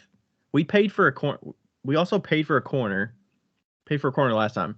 The booth itself is I think it's about it's $450 or $500. $500. Yeah, and For the I 2-day literally weekend. like found that out a month ago, and I was like, was I aware of the price? Yes. When I said yes. Apparently I was. Okay, so we're on the We're corner. gonna be together. This is not gonna be a Becca Expo Center flop show that you pay $500 for. No. I'm gonna make sure this is a good show. Okay, Ryan. Maybe I'm putting too much pressure on myself. No, I'm fine. I'm fine with whatever. But I think it's good. So I think what will make this show successful for us is that me and Ryan, other than our spoon rests, have very opposite type of items. So yeah, we're attracting different customers. Yeah, so I am coming in with my wine glasses. He is coming in with his mugs. It is a coffee show, so I will be at a disadvantage. But not necessarily. I don't think so, actually. Like quote unquote disadvantage. And I'm also selling jewelry there as well. Yeah. So I'm trying to attract the men's wives that are dragged there that just want to be drunk. Those what are you talking about? Women love coffee too. I know, but sometimes men bring their wives to those events. And you know what? I got a lot of contact from there too. Was the baristas from the coffee booths, because there's a lot of local coffee shops that do the show, and they walk around and they're like looking at mugs and they're like, I need a new mug, or I've got some. I sold probably. Some people bought like 4 or 5 mugs from me. Wow. At the show, and they were like, we work at a coffee shop, we own this coffee shop, and we love to have a selection of, they appreciate the handmade stuff. So you'll probably get some people, they're like, I like some earrings because I go to a coffee shop and work every day, like I want to wear something nice. Or I don't think there's going to be a lot of earring people. There'll be some earrings flying. I think so. Yeah, I mean, I don't know, I've never been to this is your first show that you've done in Cincinnati too, right? Yeah. Okay. I was talking to somebody at this last show, the Six Ways Market show, and she's from Cincinnati. She does little kitty bow ties. She's the bow tie I gave you for autumn with the polka dots. She did that, and she was like, Cincinnati's way better than Indy for markets. Yeah. Anyway, okay, so I think we should have an outward L. Okay. Ryan thinks... We have a corner. It's a 10 by 10 space, and we have a corner. A 10 by 10 space, and we have a corner. It's indoor. There's no tent. Yeah, indoor, no tent. And I assume that the backs are... The backs are probably going to be covered. There's probably going to be a curtain or something, I would suspect. The last one I did was actually in the convention center, and it was a big hall, carpeted hall or something. So there was more space to go around, but there's probably fewer booths at this time. Okay, so here's my thoughts. I think that we should do like a half-half type booth where... One table. Yeah, or like you have the left side, I have the right side. And here's the reason why I think that we should have it facing an L outward, and then you can tell me why you think we should have it facing inward. I think that we should have it facing outward so each of us can stand behind our prospected sections. Okay. Now, I want to hear what do you think? Okay, so I originally suggested last time, because last time we had... Oh, yeah, and I want to hear what you did last time. Okay, last time we had an inward U. Okay. We had a corner, and the person I vended with also made functional stuff. So she had... It wasn't a connected U. Okay. Each corner was kind of separate. Okay. They were like open. So it was like a table or like a shelving unit all the way up to the front edge of the booth that went back probably 6 feet-ish. And then we had a 6-foot table in the middle at the back. and then we had a standing shelving unit. Okay. That was accessible on both sides. Yes. That was on the exterior. Okay. Like on the corner. So people could come in, look at her stuff, look at both of our stuff on the standing shelving unit from both sides of it. Yeah. And then they could come to the back section, the back table if they wanted. And then we were actually sitting at not opposite corners, Ends. but like at both of those corners in the back. So right next to the 6-foot table at the back. Okay. So people could come in, they could circle through, they could actually go around like through they could just see that outward area on both sides. So that's kind of why I was like, if we do an inward U kind of shape. I don't have a standing shelving unit like we had before, so I do though. I have a 5-foot shelving unit, but it's not huge. 5 foot tall or width wise? 5 foot tall. Okay, and it's like a 36 inch maybe. 3 feet wide. Yeah. So it's not huge, but it would be. So yeah, I was thinking.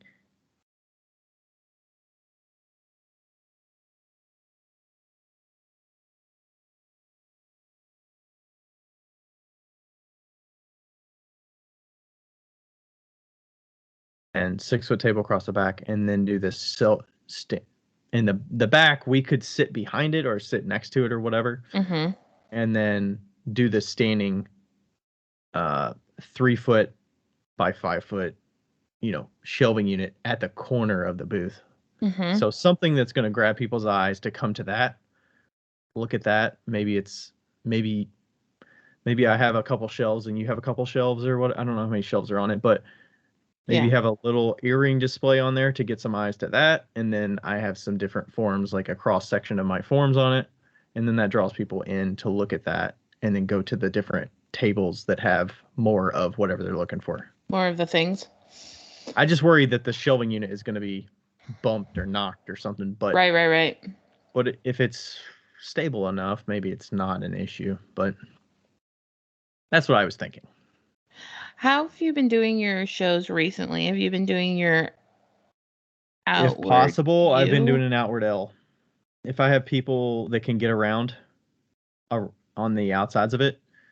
The only reason I was against the outward L at this one is because it is a designated corner and there's no tent. So we can't really use the middle of that. Well, maybe we could. What if we did the outward L, but we had the standing shelving unit at the where the table corner kind of meet? At the corner? Work? Yeah. I don't know if a 3-foot shelving unit would be too big for where those tables meet. No, I think we could do it. Because if we had 8 feet, so my table can go to 8 feet instead of 10, and yours can do 6 foot.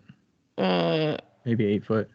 You might get an 8-foot table. Will they have tables there? I think they're going to provide one 8-foot table. Okay, so if they had an 8-foot table, we could raise it up, and you could put your things on the 8-foot table, and then you could maybe put some stuff behind you too. I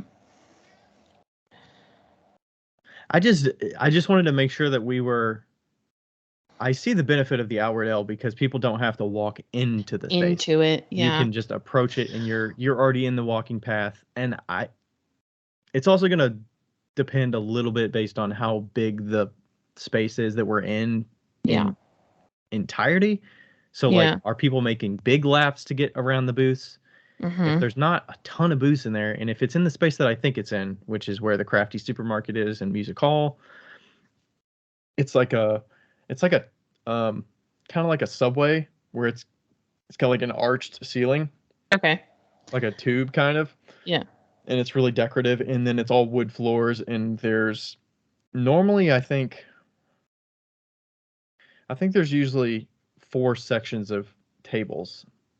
So it's like 2 big islands that are probably like 10 by 10 back to back maybe, and then there's people on the exterior against the wall. So I would suspect we're going to be in the middle section on a corner. Okay. But I don't remember. I think the spaces that I've seen there before were 6 foot by 3 foot or 8 foot by 3 foot. So maybe there's not going to be that big of space. Yeah. So that's what's going to determine a little bit.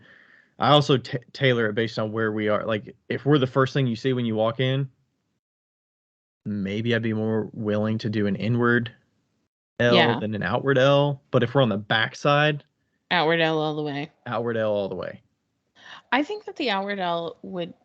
Okay, here's my thought for that too, because like if somebody's attracted to my stuff as opposed to your stuff, they know who they're talking to. You know, you'll Mm-hmm. be like sitting right behind it. Mm-hmm. Um, like you would at a normal like outdoor show where you have your little outdoor you thing. Mm-hmm. Um, that Yeah. is appealing to me because then like there's tables in front of us too, so it's like hiding most of, like, you know, we look like we're assertive and Yeah. all the things. I need to get a tall chair. I have an extra one. Do You want to use you? mine? Yeah. Yeah. It's the one I have an extra one I use in my studio. It's got the navy and wood. It'll be basically the same chair I use, except it's going to be navy instead of black with a cloth, but that's Yeah, fine. that'd be great. I'd like to try it out for the show and see how I like it.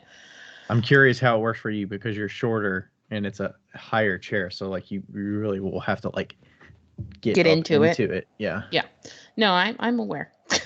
So, because Rachel uses the shorter one, but that's more because she wants to be kind of like out of Hidden. sight a little bit. Yeah. Well, and I gotta make sure that like if I'm standing the whole time, I have to have a compression sock or else I am in so much pain the next day. Yeah. And sitting for a little while would be nice. Like sitting assertively would be nice. But I'm a yeah, little like worried about stocking just a 6-foot table or 8-foot table. I feel like that's not going to be enough space, but I'll just have to consolidate and figure out what's most important to display.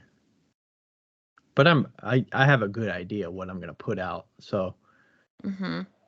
um, I'm not going to have as much linear space as I did last time because we had this vertical shelving unit with a bunch of stuff on it on both So we don't sides. have any shelves that are like tall. Unless you bring another shelf that we could put behind us somewhere, or like, can you bookend your table with a shelf, or we can.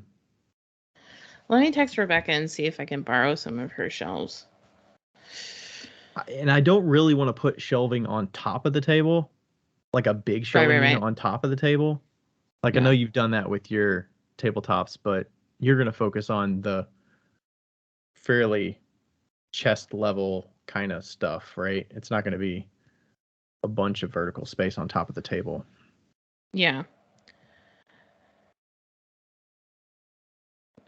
Yeah, because if we get, she has the 4-foot shelves.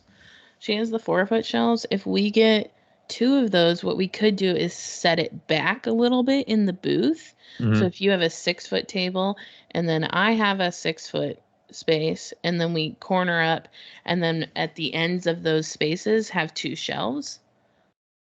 Yeah. You know, People probably aren't gonna be able to see them, maybe. we could angle them out, I Yeah, think. that's what. Yeah, that Yeah. would probably be good, depending on the neighbor and how much space we have. If it's an 8-foot table on my side, like, I feel like a 6-foot table is gonna fit the best because 8-foot's gonna be really pushing it. Unless we could Yeah, put that standing shelving unit at the corner, like, out a little bit. I think we probably could. Yeah. And I think that um yeah, I if we set it back a little bit so we're like, so you still have to like scoot into the space like a step, but not too much, and um have those shelves on the ends that have a little bit more pots on it. You know, Hmm. the 4-foot ones. It's freezing in here and I don't know why. What do you mean 4 foot tall? They're four shelving shelves, 4 shelves. So I have 3-foot ones, and then she has 4-foot ones, and I'm asking her When right you're now. saying 4-foot ones, you're saying 4 shelves that are a foot apart. Yeah, Is that what you basically. mean? Okay. But Yeah, how wide is the shelving unit? 3 feet. 3 feet wide. Okay. Yeah. I feel like that's going to be Like, pretty there's tight. no I mean, we'll way be able to put the people aren't tables and gonna put be the.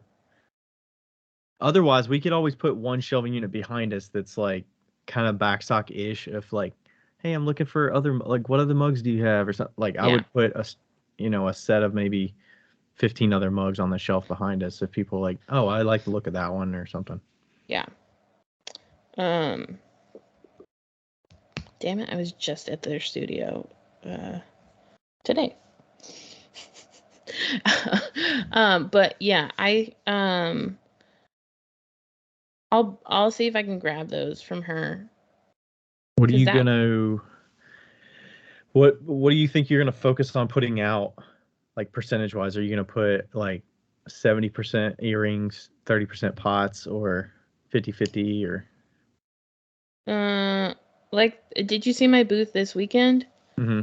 I think I could probably put about the same. I'll put less earrings out because the table will be shorter. Yeah, because I mean, you could draw people in with just the pots, and then because people see a whole thing of earring, like they know they're earrings. Yeah.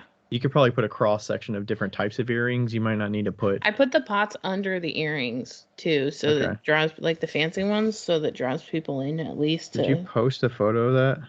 No. No, I'll send you a picture. Okay. I was gonna say I saw that you posted in stories, but you didn't put it on your feed, so. Yeah.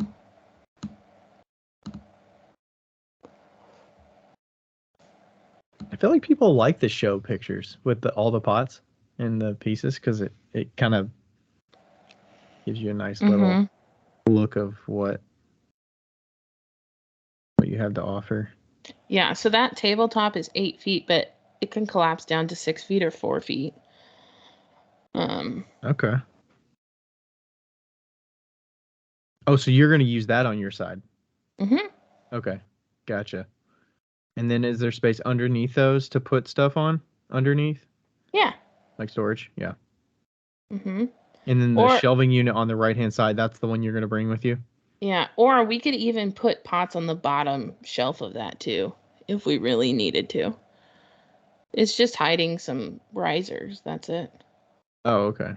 I can fold it over and just hide the risers. And use the bottom shelf.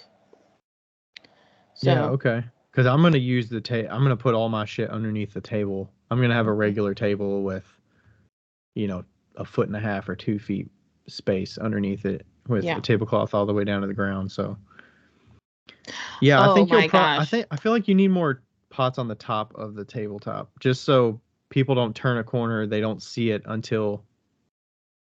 so they can see some stuff on top of the table. Yeah. Because otherwise it's going to be blocked by my table.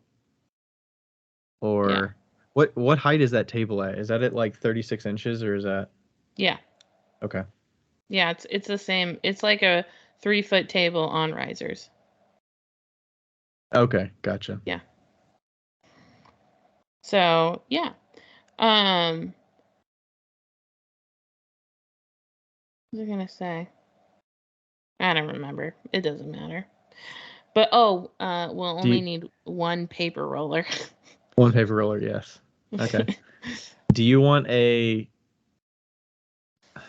So I'm trying to figure out what to put on my table because I'm only gonna have a 6 foot or 8 foot ish of room, and normally I have 2 6 foot. So I'm pretty much gonna focus on the two-tiered wooden shelving that I put up. So it's like the stair step. Mm-hmm. I'll put 2 of those, and then normally I have space in the middle for the shot glasses, but I don't know. I don't think I want to just leave the shot glasses at home this time. Yeah. Because I think I got some sales of shot glasses last time. But I'm wondering about the spoon rest, if I should maybe those would be good. I see you've got some on the shelving unit. Yeah, I just put mine on the shelves because. Do you want a wooden bin to put them in? Do you have enough to put them in a wooden bin? Do you want that with a flip through? I have plenty. Okay. I don't have a wooden bin though.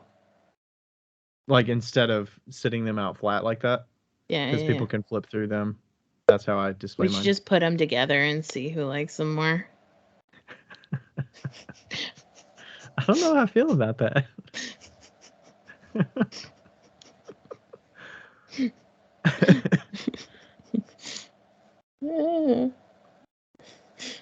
And then, yeah, so I'm probably going to focus on putting the mugs and then probably oil bottles. Yeah. And then probably some soup bowls on the table. I don't know that I'm going to bring out like mini cereal bowls or No, I wouldn't do bowls at all, like no honestly. cereal bowls, no like bigger pieces, maybe like a vase or something just to spice up the table a little bit, but maybe not even that. Probably not even that. I'm not going to bring any like, I probably don't want any like yarn bowls. Maybe I'll like keep some under the table or something. Yeah. I don't know. It's going to be weird because I'm not going to bring as much stuff at all that I normally do. So How much did you do in the last show that you did like half with, but you half with? when I split it. You know what? That show was actually what we talked about on episode 8. Oh my god. It was that long ago. Shit. Well, if you burn a little time, I can actually find it, but how do you want to handle No go on the shelves. no go on the shelves? Okay, that's fine. Yeah. 2020. Was it 2020? No, it must have been 2019. You haven't done this show since then? Yeah. Well, you didn't do it last year? No, I didn't do it last year because it conflicted with another show I had. Oh, okay. Damn, it's been that long. Yeah, I mean, when did we start the podcast? Was it August of 2019? Mm-hmm. Yeah. September, I think it was October. Oh, not that weekend. Shit. It was probably on my one thing. It might have been this weekend here.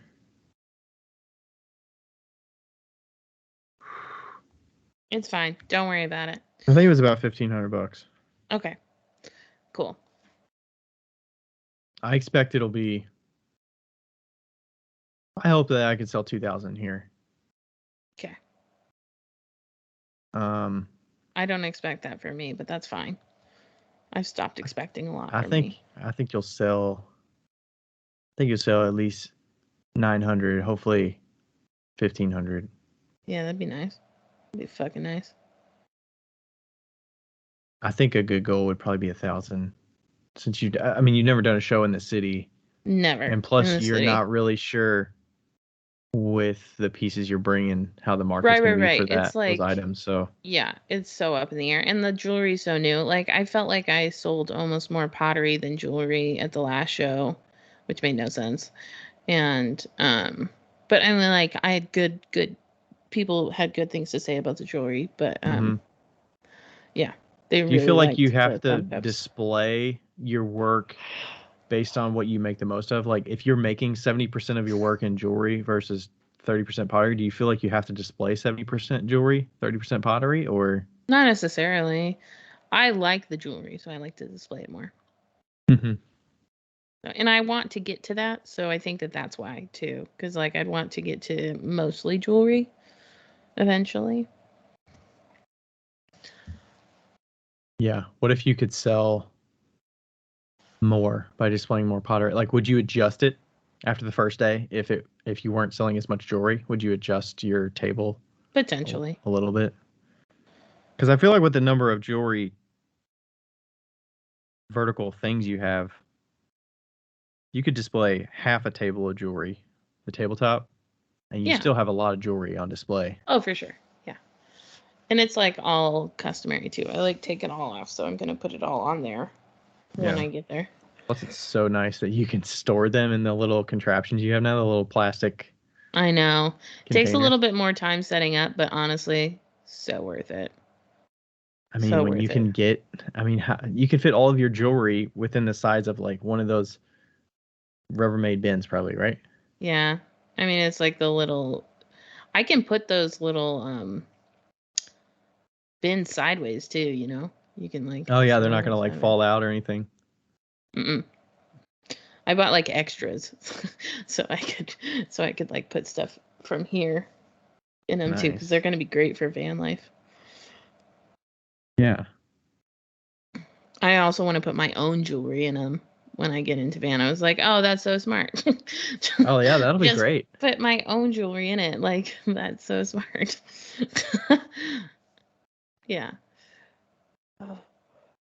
Are we the only thing I'm wondering is I feel like we're getting in those situations where it's like, who do I check out with? I want this and that, and then you're like, oh well, you go to her and then bring these to me, and we'll wrap them up. We'll put them all together and figure that out. Did you get some new bags? Yeah, jewelry bags. Mm-hmm. What'd you end up going with? Paper. Yeah, fancy paper. And then I have enough. Did you do that based on people's feedback? Bags.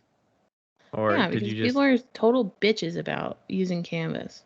Because they think even it's a waste? Though old ladies love canvas, by the way. Are old ladies your demographic?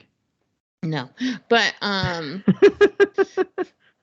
will say this. Out of everything that I've sold in my entire life, the cutest thing that I've ever given to people is my card. Your sticker thing? Your holographic sticker? Like, I'll sell a pair of earrings. They're like, oh, this is so cute. And then I'll give them my card, and they'll be like, oh my God, this is adorable. That's literally the reaction I get. It's I've literally never got that reaction before. Well, you're about to see it this weekend. Alrighty. So, yeah. I got a feeling you're going to be really good friends with some of the baristas that are coming around. Yeah. Because there's a lot of youngin' baristas coming around. Yeah. And they're going to love you. Oh, yeah. I make friends with a lot of people. Oh, yeah. Oh, yeah.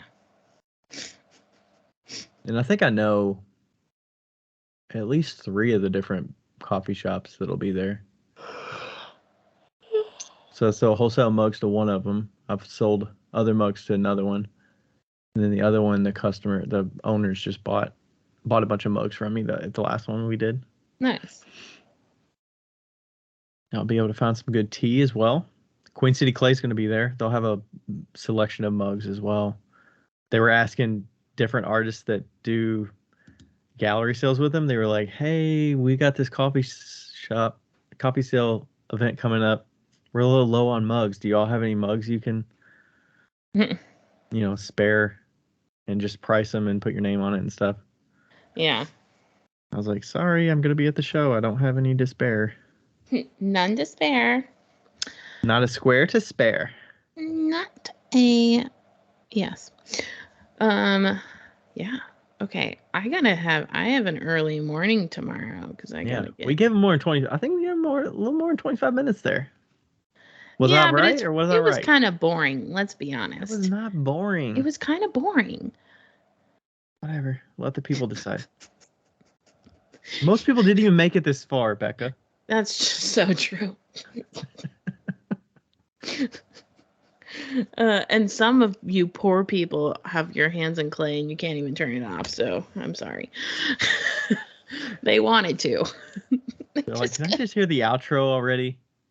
Do you know what happened today at the grocery store? P.S. I got Nerd Rope bites. Oh my gosh. When you said Nerd Rope, I was immediately thinking the bites. Yeah. What do they call it? Do they call them like nerd clusters or something? What do they call them? I think so. Yeah. I should have gotten 2 packs. Also, I'm bringing hot Cheetos, Mountain Dew, and peach. I want some preserves. Hot Funyuns. Peach what? Peach preserves for you. I have it on my notes to remember. Nice. Did you make them? Yeah, I made the peach preserves for you like a while ago. I put it in my freezer. Is that because didn't you get a whole bunch of peaches from somebody? Yeah. Okay. But anyway, I was at Target and I was getting my stuff, and Deanna was saying something about the podcast, and then this lady, mid-50s, like looks over and she goes, "What's your podcast name?" And I was like, "Fucking Deanna." I was like, "Why did you have to say that?" And I was like, "Well, it's about pottery, so you probably wouldn't be interested." And she's like, "Oh, actually, my best friend is a ceramics teacher." And I was like, It's called Wheel Talk. Why do you feel that way? You don't want to, because you don't want to be the person that's like, I have a podcast. You should listen to me talk. Yeah, basically. But they were like basically pulling teeth from you to get it. No, she was pretty good about it. It was fine. She was such a sweet lady. But I was like, it's like real talk, but with a wheel. And she's like, oh, clever. Yep. Yeah. Clever. Clever. Look at us. Yep. I need to get some Flamin' Hot Funyuns. For some reason, I was like, yeah, I'm getting ready for this weekend. I feel like I'm going to get a bunch of junk food to snack on at the show. And then I'll never eat. I almost never eat at the show anyway. So I'm like, why do I even care? Yeah.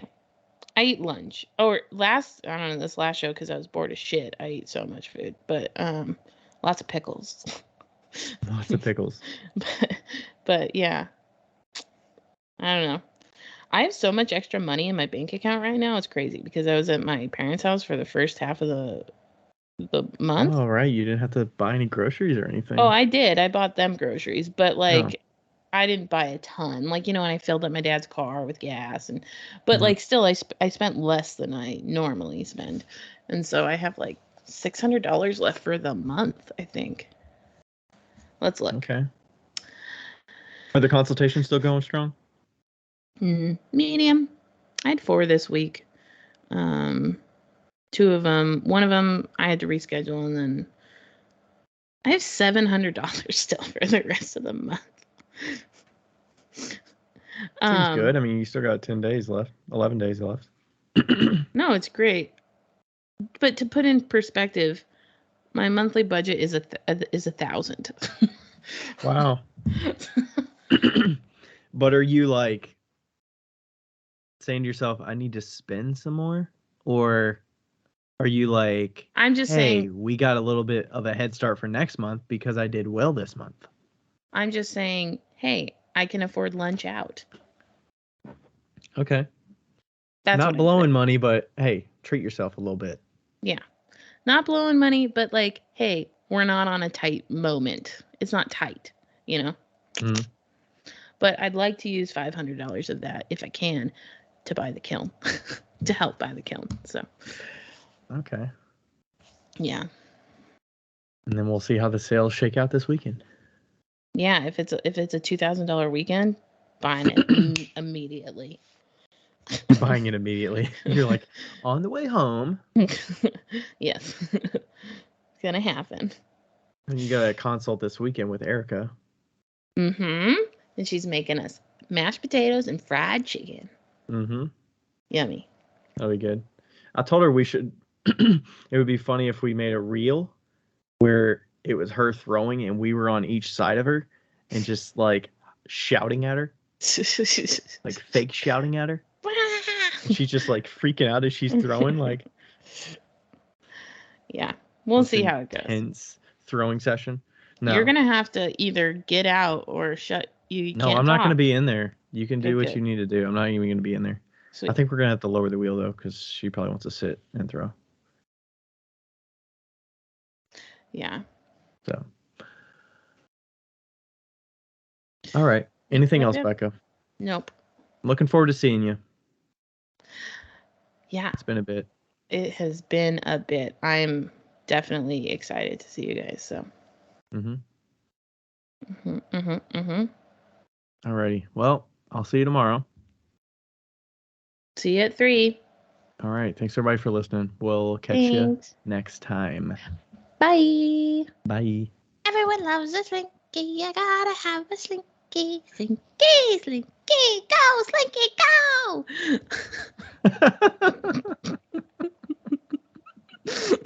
Okay, I just added that to the end of mine, but mine's gonna be off. So. Okay.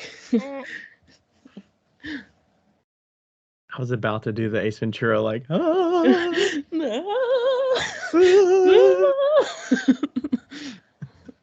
So funny.